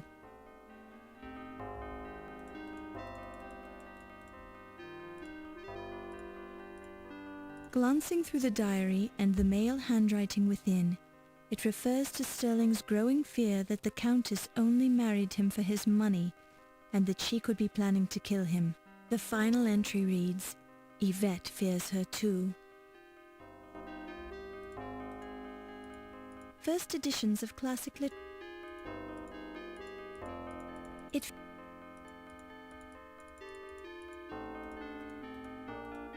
first that's upon that's upon that's upon that's upon that's upon that's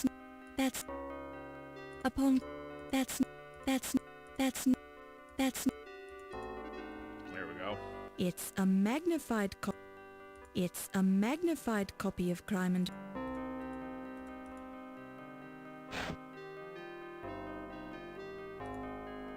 You pick it up and place it in your purse. You read a police report on the criminal career of one Watney Little, conman extraordinaire. The file contains an amazing list of offences, mostly fraud, conspiracy to commit fraud, and various degrees of larceny.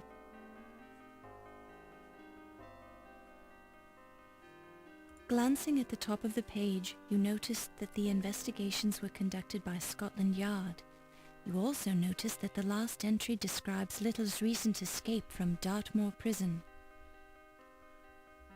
Clipped to the outside of the folder is a small handwritten note that reads simply, "Remember our deal." Apparently this file was provided in exchange for somebody's silence or service.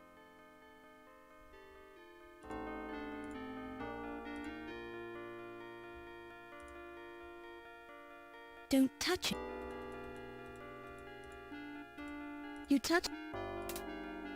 The intercom crackles and you overhear a conversation. Oh, I so love your scars, Wolfie. Show them to me again, darling. They are yours to admire, my strudel. Hoopa! Very, very nice. Ja, and I have this new bone for your collection. Ah, such a large bone, too. Where did you find it? I've been carrying this bone around for years. It is yours now, my Fräulein. You may do with it what you will. I'm impressed by your generosity, Wolfie. We're gonna see who we can eavesdrop on here.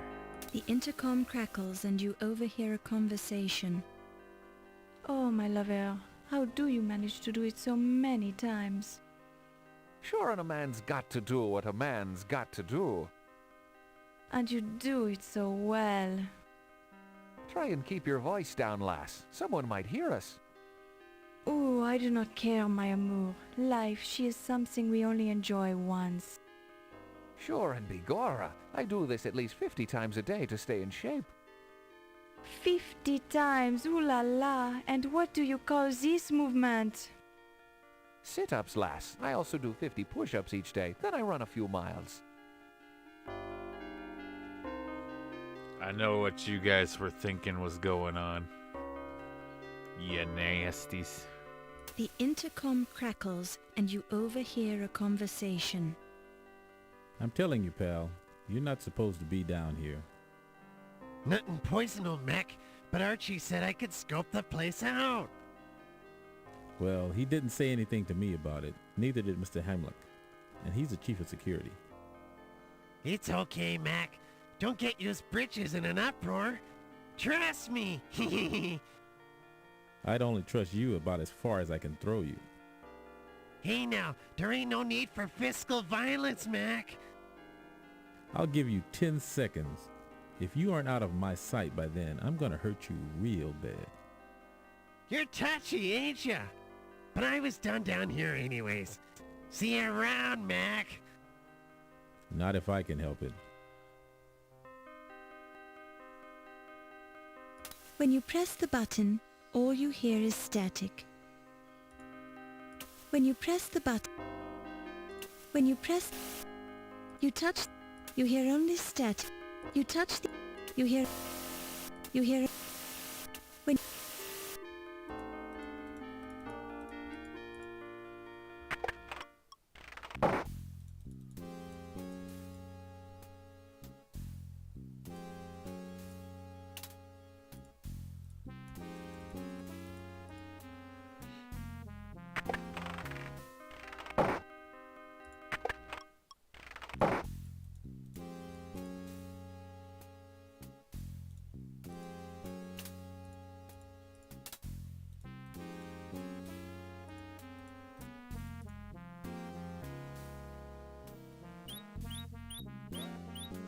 You pick it up and play.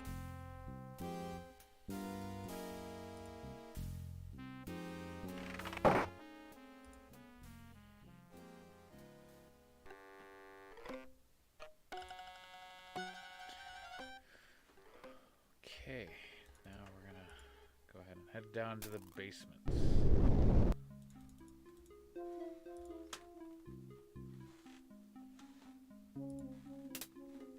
Uh-oh. Oh dear, the light bulb blew out. You hope someone will invent a reliable light bulb one of these days. Now, clearly, you and I can see this.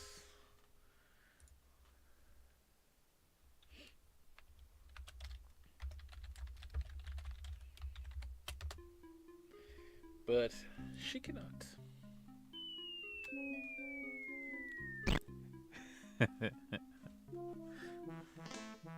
Nice swan dive off the stairway.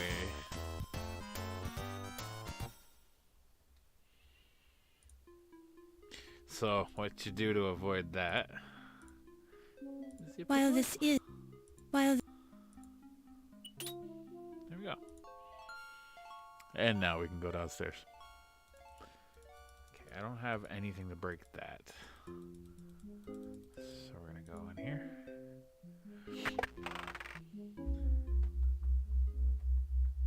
You hear muffled voices coming through the door to Ernie's office.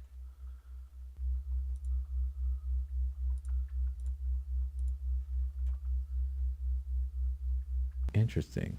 I never noticed that before. You never noticed what, my love? You have a tattoo of the Eiffel Tower on the inside of your left eye. Ah, you are doing this to distract me, no? But I am worried about you, my Ernie. You are so big and so strong. But this ice pick fellow, he is a dangerous one, no? Yeah, he's dangerous. But I'll pay him his dough. Ernie Leach always pays his debts. Maybe you can do some more fencing for this Big Al. He pays well. Yeah, Big Al's a good customer. But there's only so much fencing I can do for one guy. This ice pick might try to make the example of you before you can pay him off. He keeps leaving these threatening messages. Don't worry, baby. Icepick knows he won't get his dough if he kills me. Maybe I can get into a hot poker game down at the Harlem Swinger and win enough money to pay him off. No, no, no. The gambling is what got you into this mess, my Ernie. Yeah, maybe you're right. But I've got bigger problems tonight. I saw something I wasn't supposed to see. What? You're better off if I don't tell you about it. Now, what's this on the top of your Eiffel Tower tattoo? I think you know what it is, my Ernie. You've seen it before. And I always enjoy seeing it again, baby. Ah, you American men are so charming.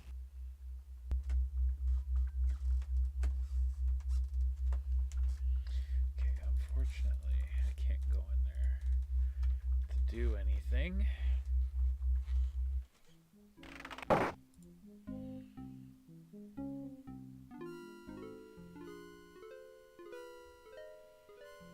So I gotta get a couple things before I can do any interactions down there. You hear Namely- muffled voices come. Muffled voices. Let's eavesdrop Well, some lass, more. we've known each other a long time, and I'm not ready to get married yet. But I know one thing for sure. I love you. Oh, my great detective. This feeling, it is mutual. Just be keeping in mind that I'd have to kill you if I ever found out you were sleeping with someone else. What? Oh, you are to be making the little joke, no? Your sense of humor, it is magnifique. I've already had one bad marriage, and it won't happen again. It's been a long time since I've been able to trust anyone as much as I trust you. This is very flattering, my love. I am never to be knowing someone like you either. You are so good and so kind. Well, I try, lass. I try. It's not easy being a cop in this town. The place is lousy with criminals, even in the police force. Oh no, how terrible. Sure, and it's a hard thing when a cop goes bad. I've seen it happen. A cop spends years fighting crime and watching the hoods get rich while he risks his life to make just a few bucks. The first time a cop takes a bribe, it bothers him. Oh, but then it gets easier.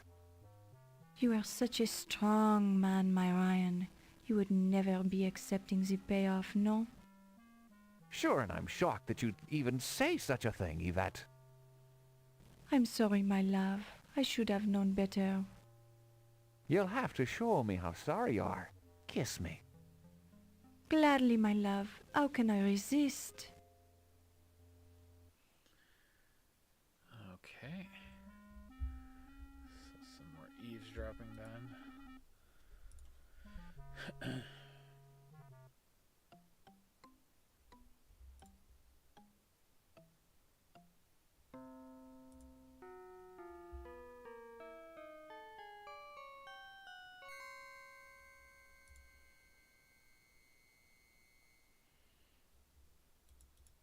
Actually gonna come in here. You pick it.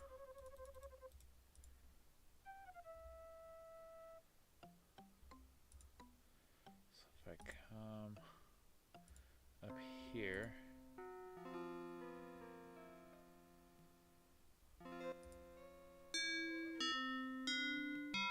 $10:15. He's supposed to have a meeting with this guy right here. Good evening, Dr. Smith. Miss Bow, I did not expect to see you here. Ah, but I knew you were coming. You did? How? How is not important. The question is, why are you here? I had an appointment with Dr. Carter. You must be aware that he's dead. Dead? Why, I had no idea. Died right here in this room, as a matter of fact. I'm surprised you hadn't heard. I'm shocked. I don't know what to say. I bet you don't. Where were you at 8 p.m. when he died? At the party, of course. You saw me there. Actually, I didn't see you there at that time. But you must. Oh, well, there was the phone call. Phone call. Mr. Heimlich told me I had a call waiting on Dr. Carrington's telephone. When I arrived in his office, the line was dead. So I returned to the party. Was Dr. Carrington in his office? No, he was at the party. Did Mr. Heimlich tell you who was calling? No, he didn't take the call. And I don't know who told him about it. You and Dr. Carter seem to argue a lot about the Dagger of Amon Ra. We had our differences of opinion, yes. Did you kill him? Miss Bow, I am shocked that you would ask me such a thing. I am leaving. We'll talk again later.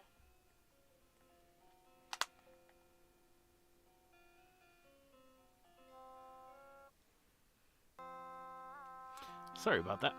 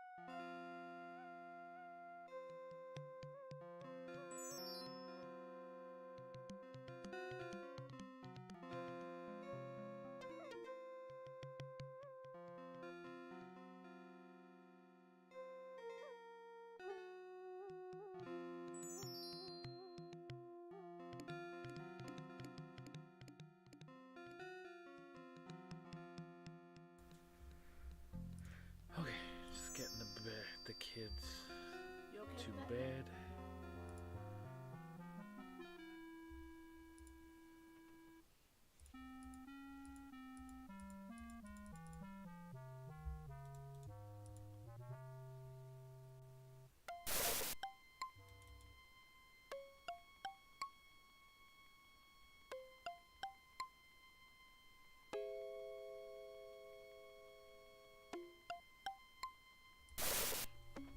Okay, I thought that it was time for that, but I guess not.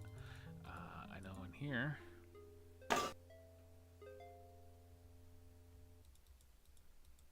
It's Dr. Pippin Carter, famous dead archaeologist. Dr. Carter's skin is cold and disgusting to the touch. He definitely gives the appearance of being dead. Dr. Carter's body has been indelicately crammed into the suit of armor. His filmy eyes gaze in mute shock. His head is bent at an unlikely angle, and the skin is puckered where the helmet's edges bite into the expanding flesh.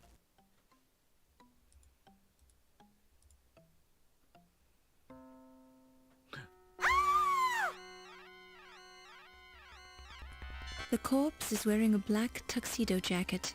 At the moment it's a poor fit, especially around the neck.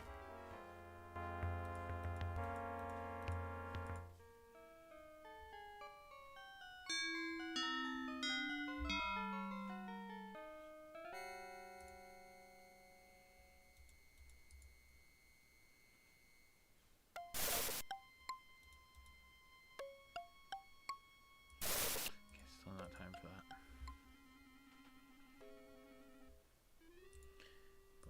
We know she's not down in Erling's office, so we're gonna go downstairs.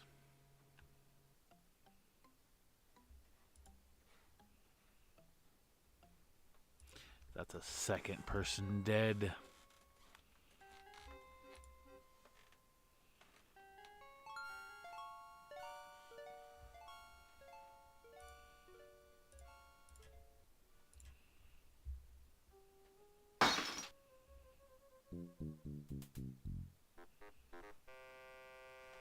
Was ist los? What do you think you're doing?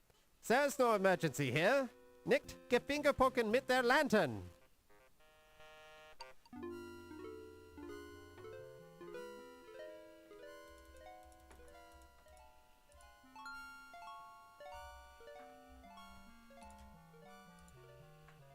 I don't believe he stops you twice in a row. You pick it up.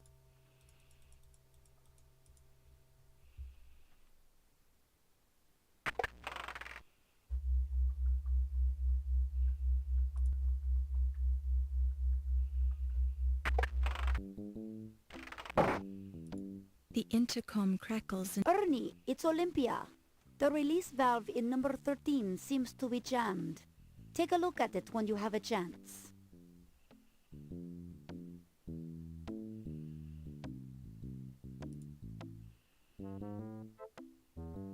You pick it up and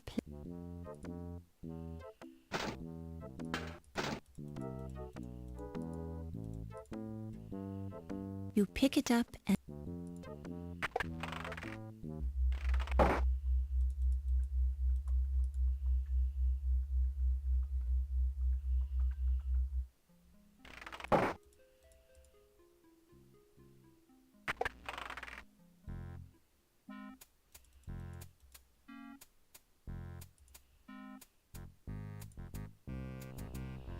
Okay.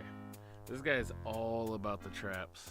So right here, there's a little mouse trap right there, and you think, oh, okay, well, the mouse comes and grabs that in the middle of the room for some reason, and it's dumb enough of a mouse to do that. It's gonna get killed like that. Well, no, this guy doesn't play around.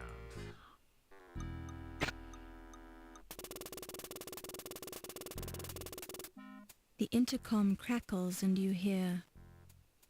Wolfie, it's Olympia. If you can hear me, meet me in the armor room at 2 o'clock. You promised to show me your private scars, remember? See you there, Wolfcakes. You pick it up and place it in your purse. So that was a bit of cheese. If you mess with the blades, they can kill you. So I'm not going to mess with them. This isn't a every way to die. You pick it up. A lacy black garter with the name Yvette stitched into it. There is also a note attached. A magnet. The note attached to the garter reads, "You can have the other garter and much more if you meet me at 3 a.m. in the preservation lab." The handwriting is female.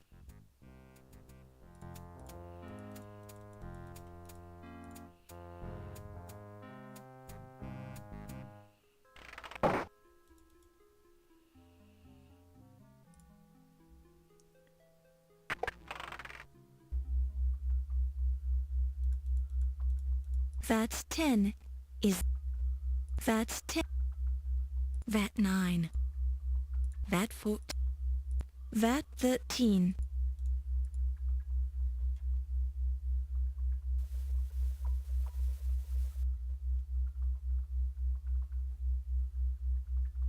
Could it be? Yes. What It's did you heavy. find? It's shiny. It's real gold. It's got a sharp point at one end. It's the Dagger of Amon Ra. We found it! Yay, case closed. Except all the murders that have been happening.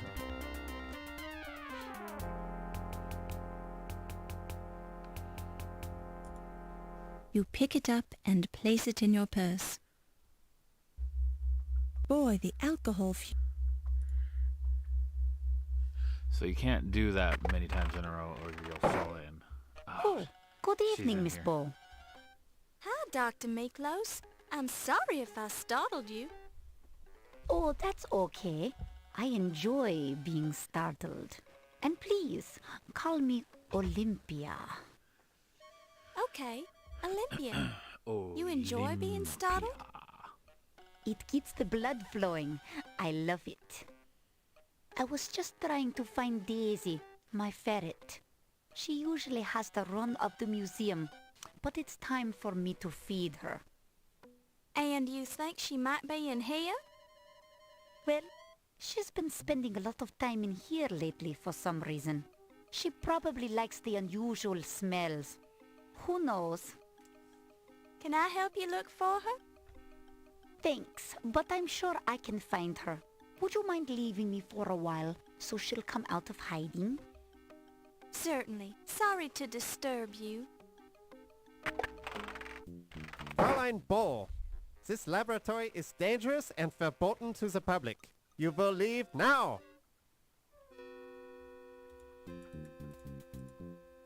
He'll also, he'll shoot me or something if I stay down there.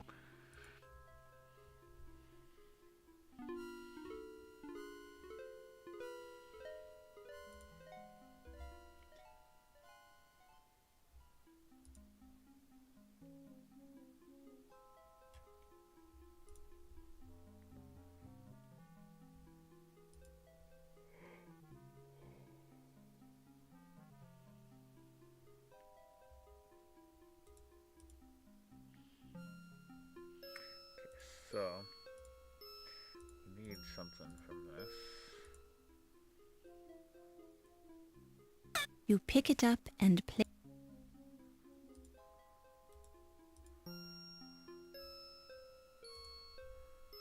While the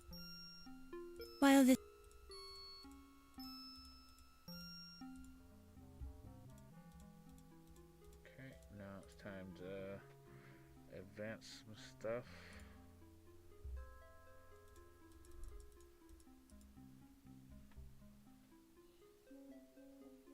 Huh. There didn't used to be a head right there.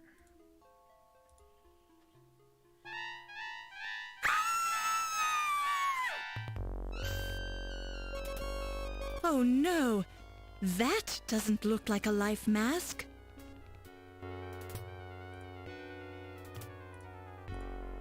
It's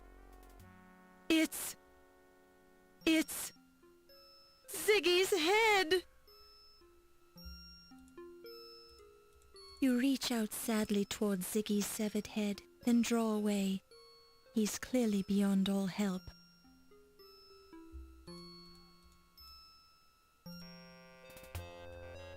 Well, that's 2 dead What people. is going on in here? I'd say And you've we got know some who they both are explaining now. to do, young lady. Why are you screaming? I found Mr. Ziggy's head. Very odd how you are always finding the bodies, Miss Bow. I think we should be going back to my office and interrogating you now. Here now, Wolf. The young lady just found a man's head. Give her a moment before you get out your thumb screws then. Thank you, Mr. O'Reilly. Don't thank me, lass. I'm not saying you didn't kill the man. I'm just trying to restrain Mr. Heimlich's enthusiasm for his job. But I will get results. Let me talk to her privately. Now I realize you're just trying to help, Wolf, but I think we can learn what we need from the lass without harming her. She could lie and you'd never know it. You Americans are too soft on your criminals.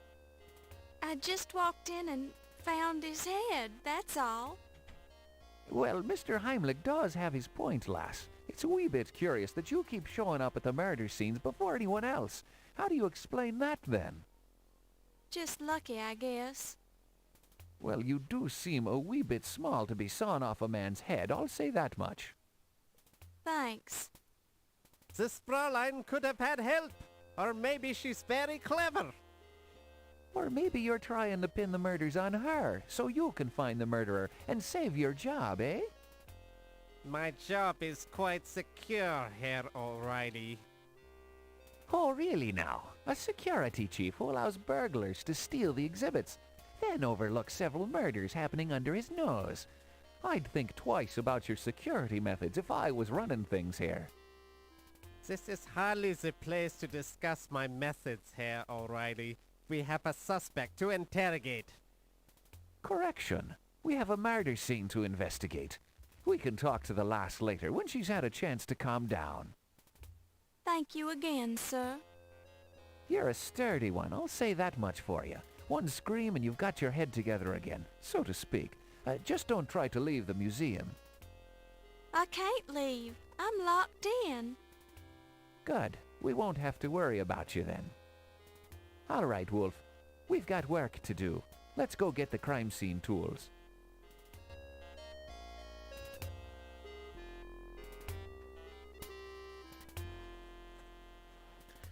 Alright, well, there's another dead body.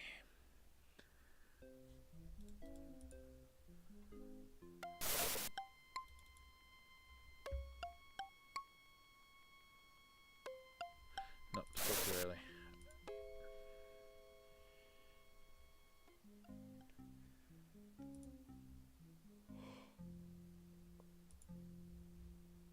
Oh.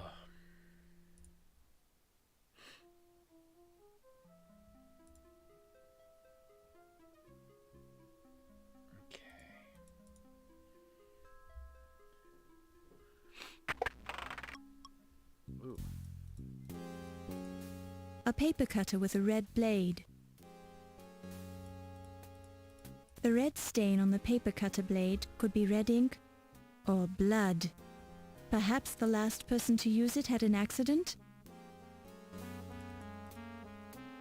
think the last person to use it. Cut. Oh! That one caught me off guard a little bit.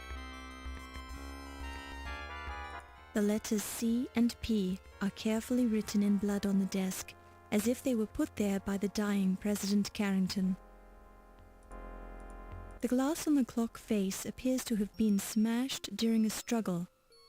Whether it was a struggle to wind the clock or a struggle for Carrington's life, it's hard to say for certain.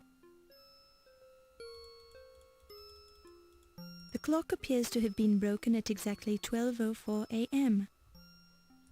Countess and Ziggy at 1 a.m. Medieval armor display. Countess and Ziggy. Don't... It's the intercom. It's dripping blood. Porcupine quills, which appear to have caused Dr. Carrington's demise as they passed through his body, creating multiple perforations in many of his vital organs.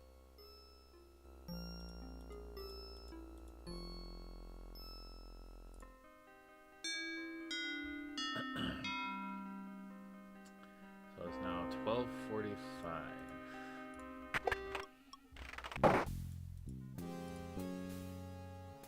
That's 3 dead.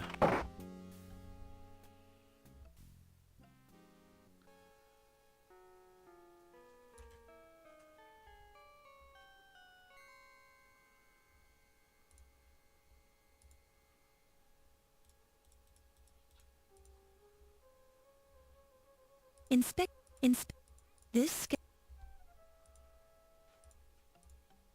With careful use of the wire cutters, you manage to remove the skeleton key without damaging the Bosch painting. When you touch the painting, you smear a bit of the paint as if it's still damp. These aren't the real paintings.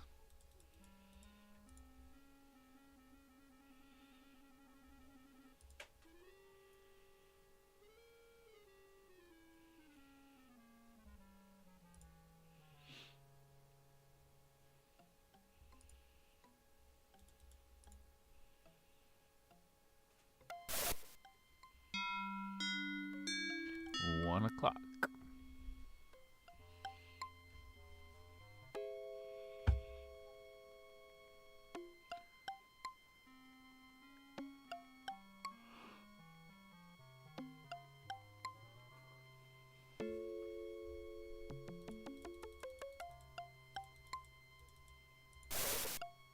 Well, well. Good evening, Countess. What are you doing here? I just happened to be hiding behind the tapestry. You're lying. How could you tell? Nobody just happens to hide behind a museum tapestry. And nobody just walks around inside a museum late at night with paintings under their arms. Paintings? Oh, you mean these paintings? I just found them laying around on the floor and I picked them up so no one would step on them. I don't think so. You don't think so? Are you accusing me of something, you silly girl? What do you think? I think you're a rude girl who needs to learn some manners. The nerve going around accusing people of stealing paintings. Did I say anything about you stealing them? Well, of course you did. Don't try to trick me, girl. I've got more tricks than you have brain cells. One thing I have to ask myself is, why did you bring those paintings to a meeting with Dr. Carrington this time of night? How did you know I was meeting Dr. Carrington? I found a note beside his body. His body? You talk about him like he was dead. Yes, he is. Dead as a doorknob. You didn't know about it? You're trying to trick me again. Dr. Carrington is alive and well and working in his office. Well, you're right about him being in his office, but he's quite dead, I assure you. Oh, my God! And you seem to be a logical murder suspect. Wait a second. You're not going to pin this one on me. I didn't have anything to do with it. Why would I want to kill him? We've got a perfectly good art burglary scheme going. Art burglary? Whoops. I think I said too much. If you're trying to convince me that you're not the murderer, you're not doing a very good job of it. What do I care what you think anyway? You're not a cop. But I am a reporter, and I could write about you in the newspaper. Of course, your reputation would be ruined, and the police would get very interested in you. But you're tough, so I'm sure you could handle it. Look, It was just a little deal I worked out with Dr. Carrington. An art forger duplicates the paintings on the wall of the gallery. Then we hang them up in place of the real ones, which we sell to private collectors. Didn't you think someone would catch on after a while? Are you kidding? That's the beauty of the plan. When we had replaced all the paintings, we were going to slash them and make it look like someone vandalized the real paintings. No one would ever think we'd go to the trouble of forging paintings just to destroy them. And Carrington is here to see that no one gets too nosy. You mean he was here? I swear I didn't have anything to do with his death. He was my cash cow. I brought him over from Europe just for this reason. Now that's it. I'm not saying any more about it.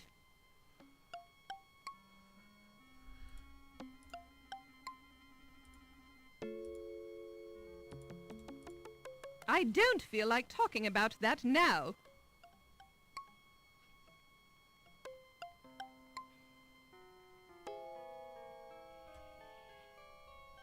Seems like she knows something. Alright. Now hopefully we can get down to the lab.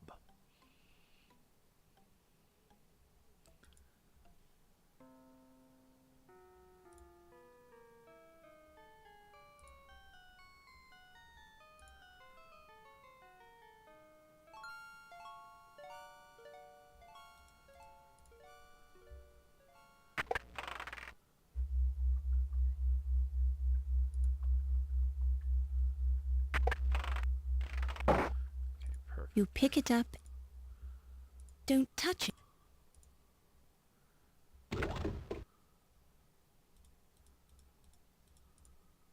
You pick it up.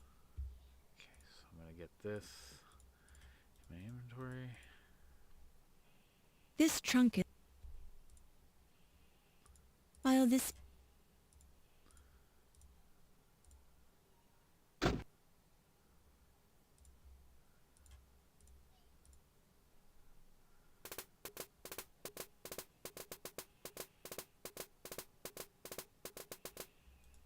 Oh! A skeleton...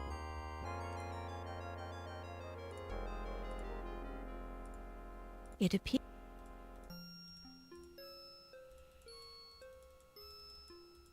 A close look reveals an inscription on the watch. To Dr. Archibald Carrington III for your years of dedicated service, many thanks from your staff at the British Museum. You pick it up.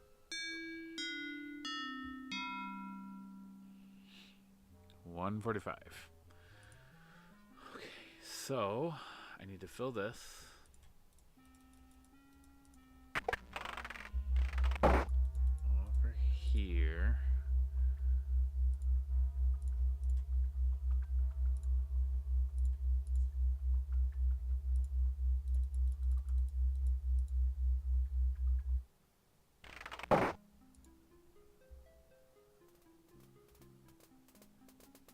And here come the flesh-eating ants.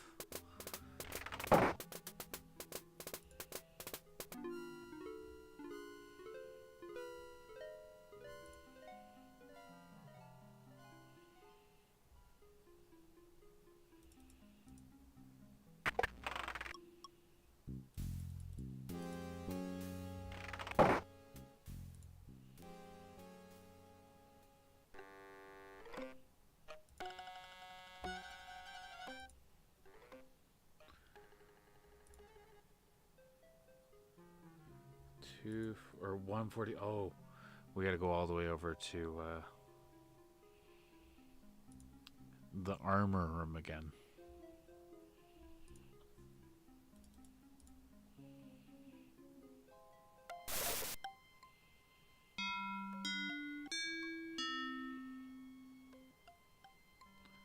And now it is 2 o'clock.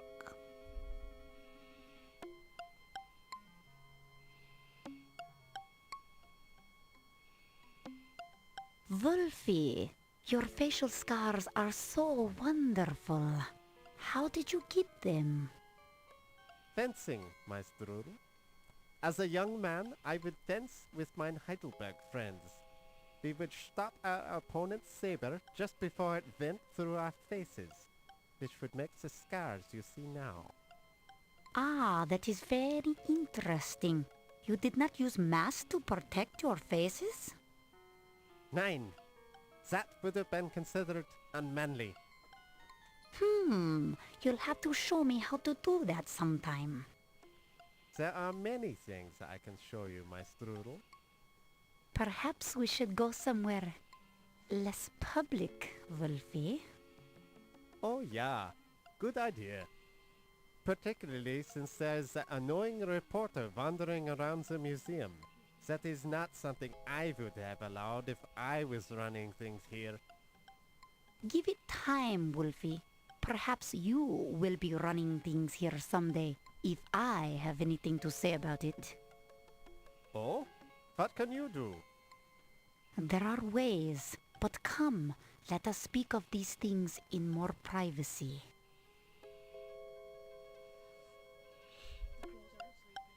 Okay.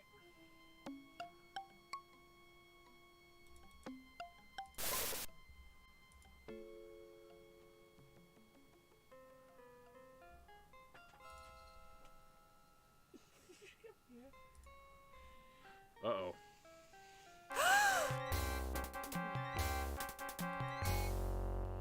Ernie's neck is stretched backwards, tilting his head back at an extreme angle.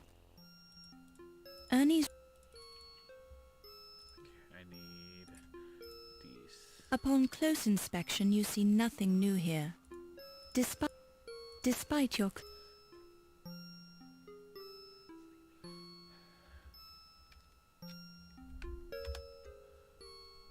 One moment.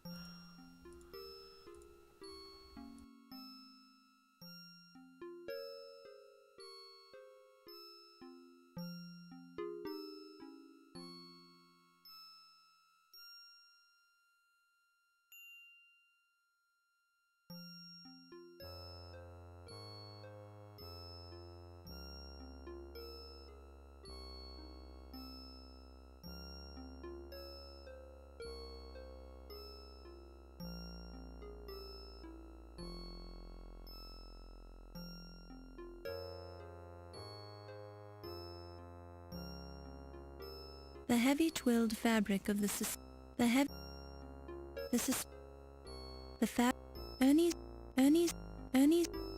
Ernie's arm is draped over. Ernie's neck is stretched backward. You touch. Ernie.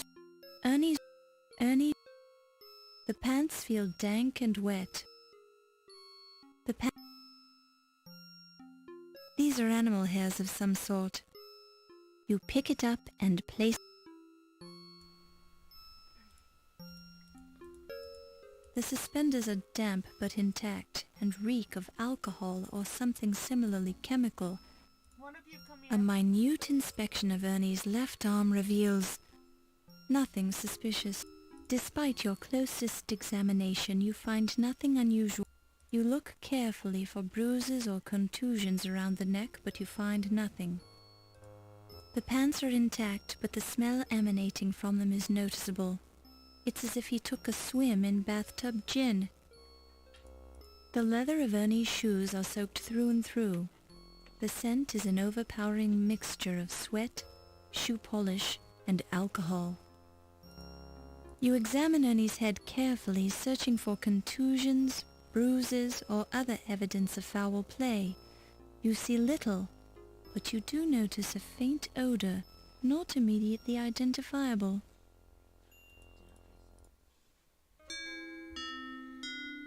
Uh-oh. Wow, so we skipped a lot of stuff.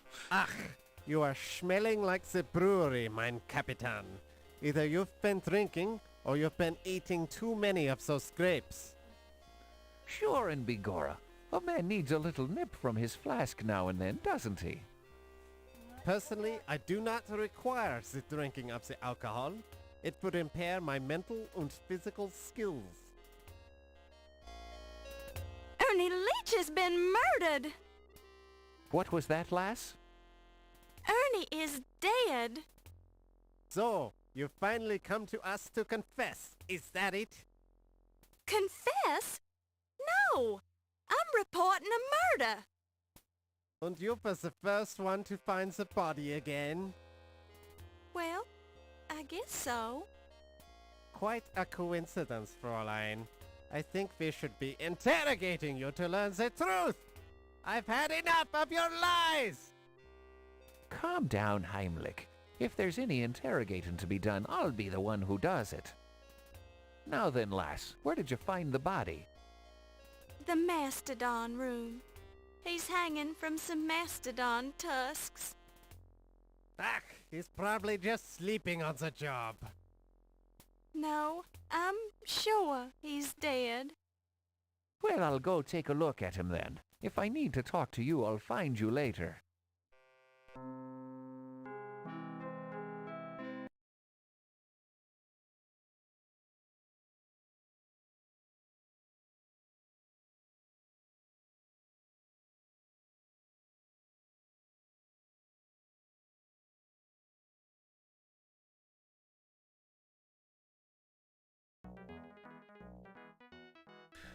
So far, so Act good. Keep it 4. up.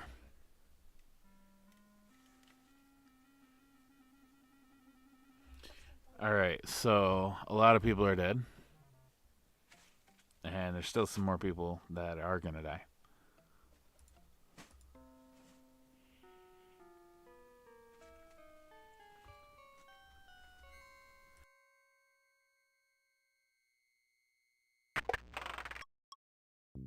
My Ernie, he was a wonderful man. I really loved him. Oh, sure you did. I know your type, Yvette. I know you didn't really love him. But I did. Ernie was the first man I've ever really loved. I was even trying to find work for him so he could make the extra money. Why did he need extra money? He had a good job here, didn't he? It was the gambling. The ice pick. He killed my Ernie for the gambling debts. Ernie wasn't killed with an ice pick. No, the ice pick is the... how do you say it? The lone fish. Lone fish? Oh, you mean ice pick is the name of a loan shark? Oui, the ice pick is an evil man. You're sure he's the one who killed Ernie? My Ernie, he was worried about the ice pick. He told me about him this evening. Very curious. I'm surprised you had time to see Ernie tonight. Why is that? Because you've been spending so much time with Mr. Dorian. Oh, you mean the Steve? He is the attractive man, but we are only the friends, no? But my Ernie, what will I do without him? I can see you're upset. I'll leave you alone.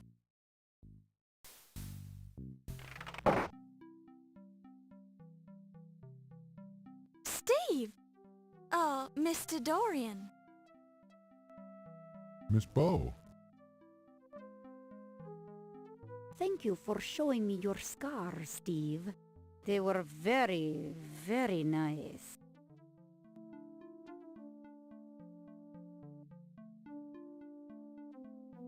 Haven't seen you in a while, Mr. Dorian.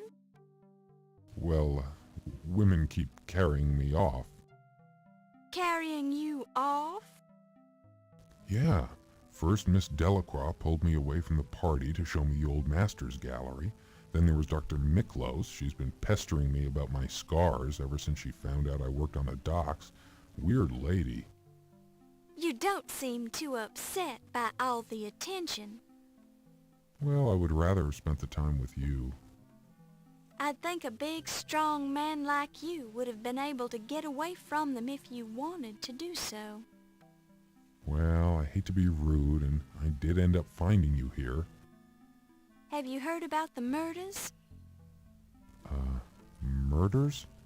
Oh, I guess somebody did mention that. You seem kind of distracted. Yeah, well, I've got news for you, too. I think some of the paintings in the Old Masters Gallery are forgeries. The paint is still wet on some of them. Yes, well, I hardly think that...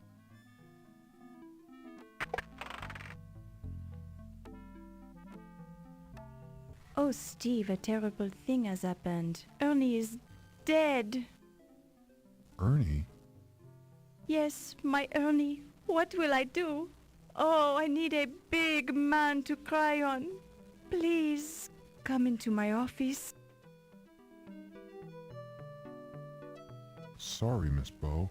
The poor woman seems very upset. Maybe there's something I can do for her. I can just guess what that is. We can talk more later, okay? We'll see about that.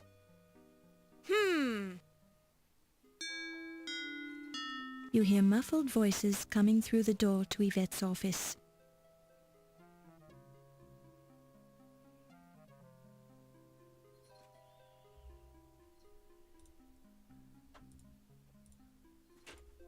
Ooh la la. How does that feel? It is magnifique. Mmm. I'm not rubbing too hard, am I? The harder the better, mon ami. Well, we all get a little stiff now and then. Ooh, and you are so good at working out the kinks. Mmm. Would you mind not moaning so loud? You might draw attention. Ooh, I cannot be helping it. You are so big and so strong. Mmm. Oh my.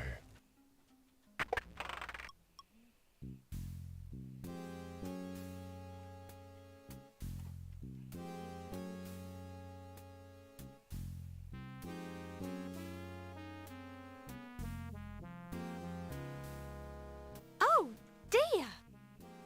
Miss Bow, Sacré bleu. I can explain this. I bet you can, Mr. Dorian. I'm just rubbing her neck. Oui, and he does it so well. I'll just leave you two alone. Miss Bow, wait.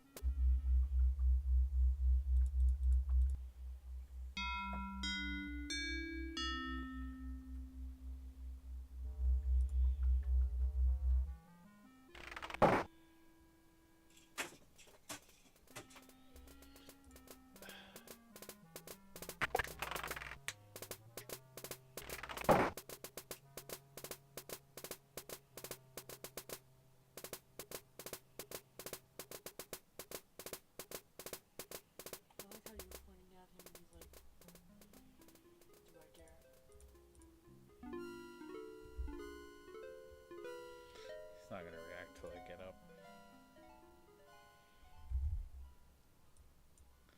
He's just like, yeah, you won't do nothing, punk. Like, yes, I will.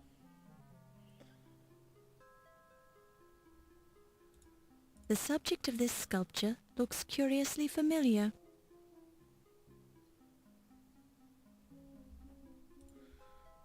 And we're gonna use this.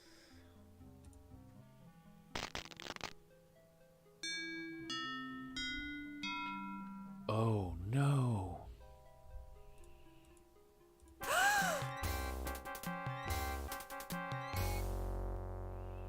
Red hair. Don't touch. It appears to be a pair of bifocal glasses. Don't touch.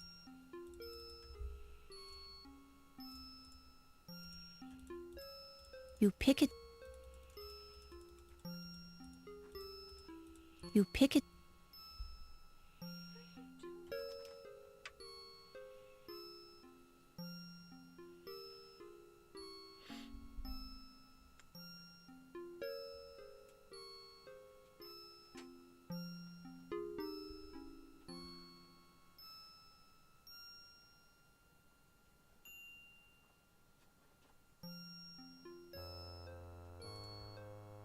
Yvette's left hand is plastered. Upon close inspection, you see nothing new here.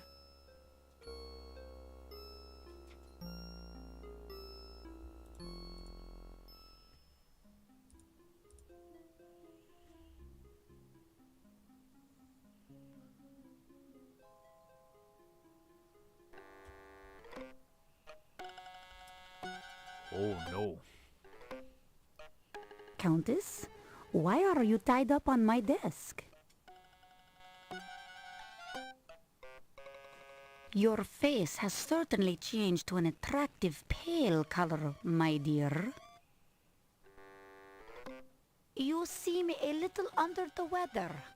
Are you okay? Oh dear, you don't look well at all.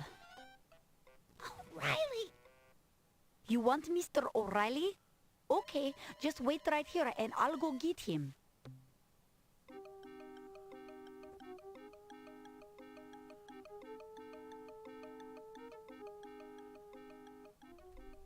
I don't think she was asking for O'Reilly. Hello, Miss Bo. Do you know where Mr. O'Reilly is? Well, no, not exactly. I assume he's still in the museum. Well, I'll find him. If you see him first, would you tell him that the Countess is dying on the desk in my office? The Countess is dying? What's wrong with her? Well, she's looking rather pale. Her eyes are glazed, and she's not breathing much. I'd guessed she'd been bitten by a snake. By a snake? Must you keep repeating everything I say? In any case, I've got to go now.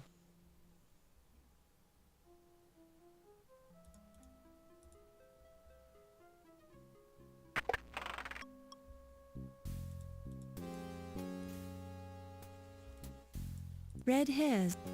Feels like red hair. A close look seems to indicate that the red hairs belong to a human. The backs of the high heels on this expensive woman's shoe are heavily scuffed. It's a petite woman's shoe.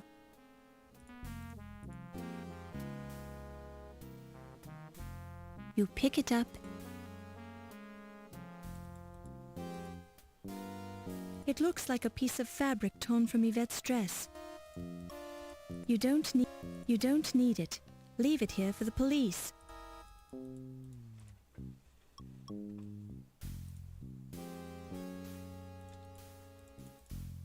Tiny dust mites are barely...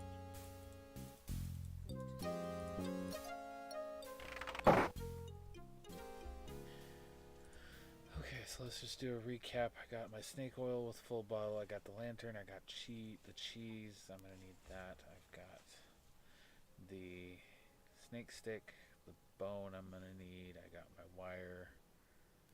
I think I've got everything. I'm going to need the smelling salts.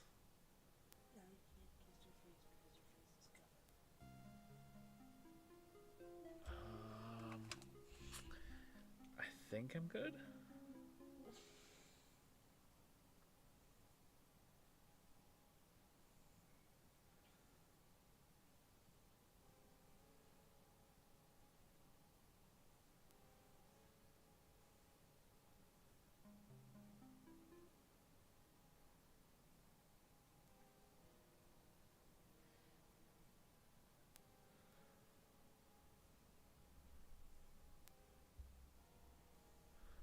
Okay.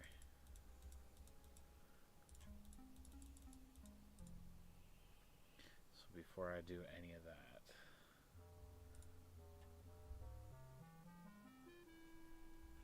hey, Spice Tube, eh? Nice name.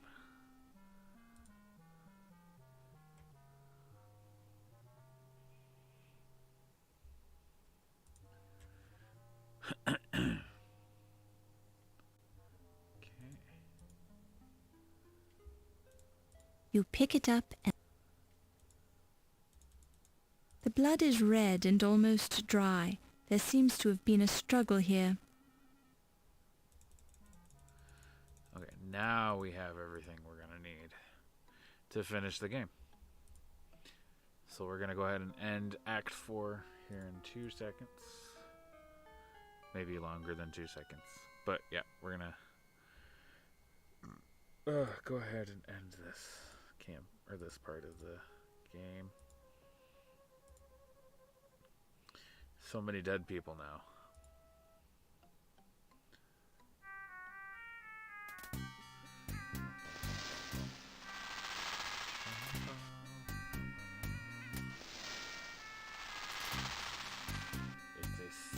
King Cobra, and it'll kill you.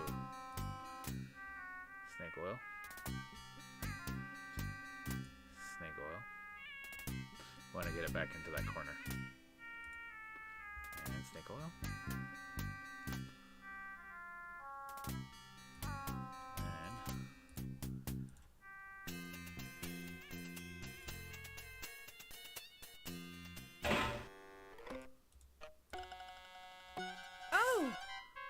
Oh no!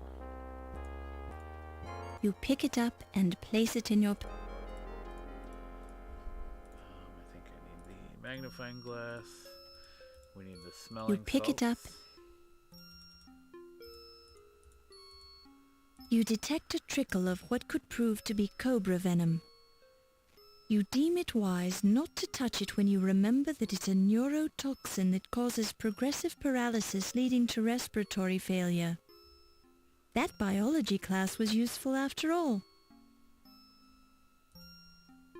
Her bloodshot eyes are open and staring into infinity. Her lips have a bluish tint. There are no signs of violence on or around her face or head.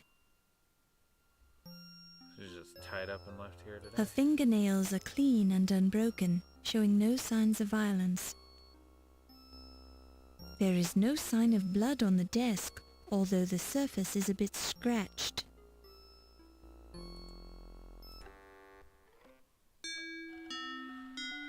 Okay.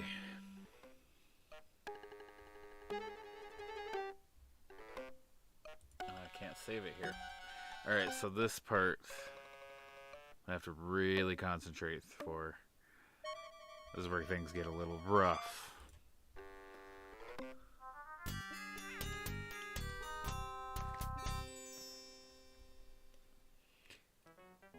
Act 5.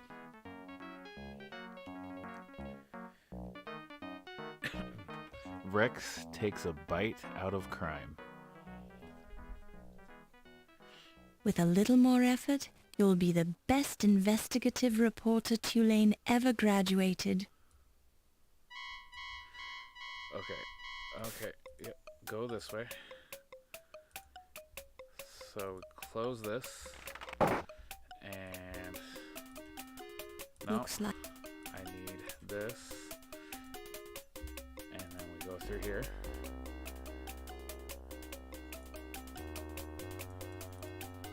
And we're gonna close that.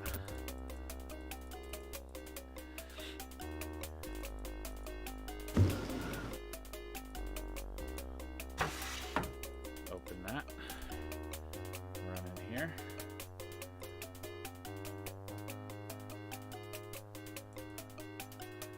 I think it's this one. you don't want to hide. The mummy case is sealed. Okay, we're good. There's the killer. He's coming for us. You hear the sound of someone breaking down a door in the next room.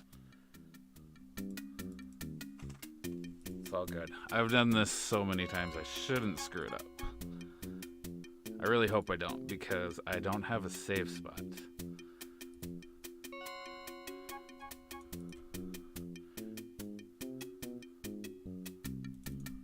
Okay. And we're going to use this.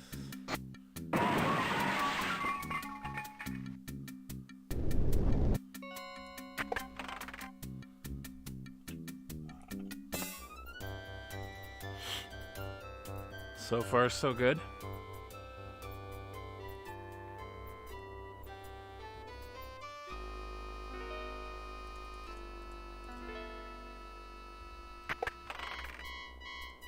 Okay, that's going back up. go ahead and use this. The snake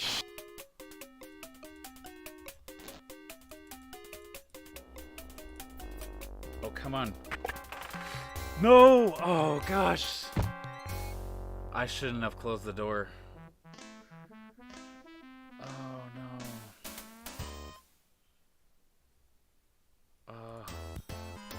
What happens if I restart? Oh, no.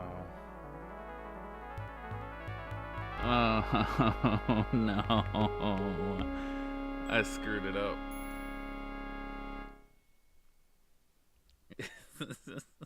Dang it.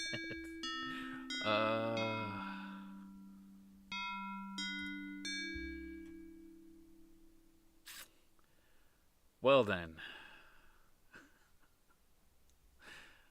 Oh, what's the autosave? There is no autosave.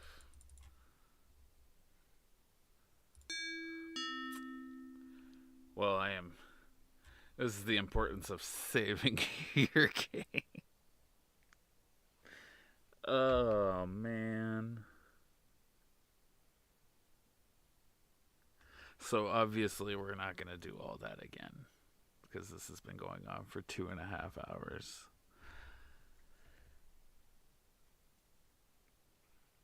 Well, it has been fun.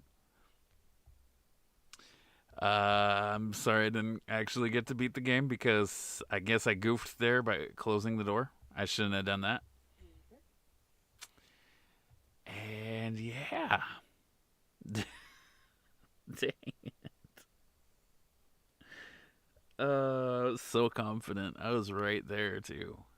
The end was right there.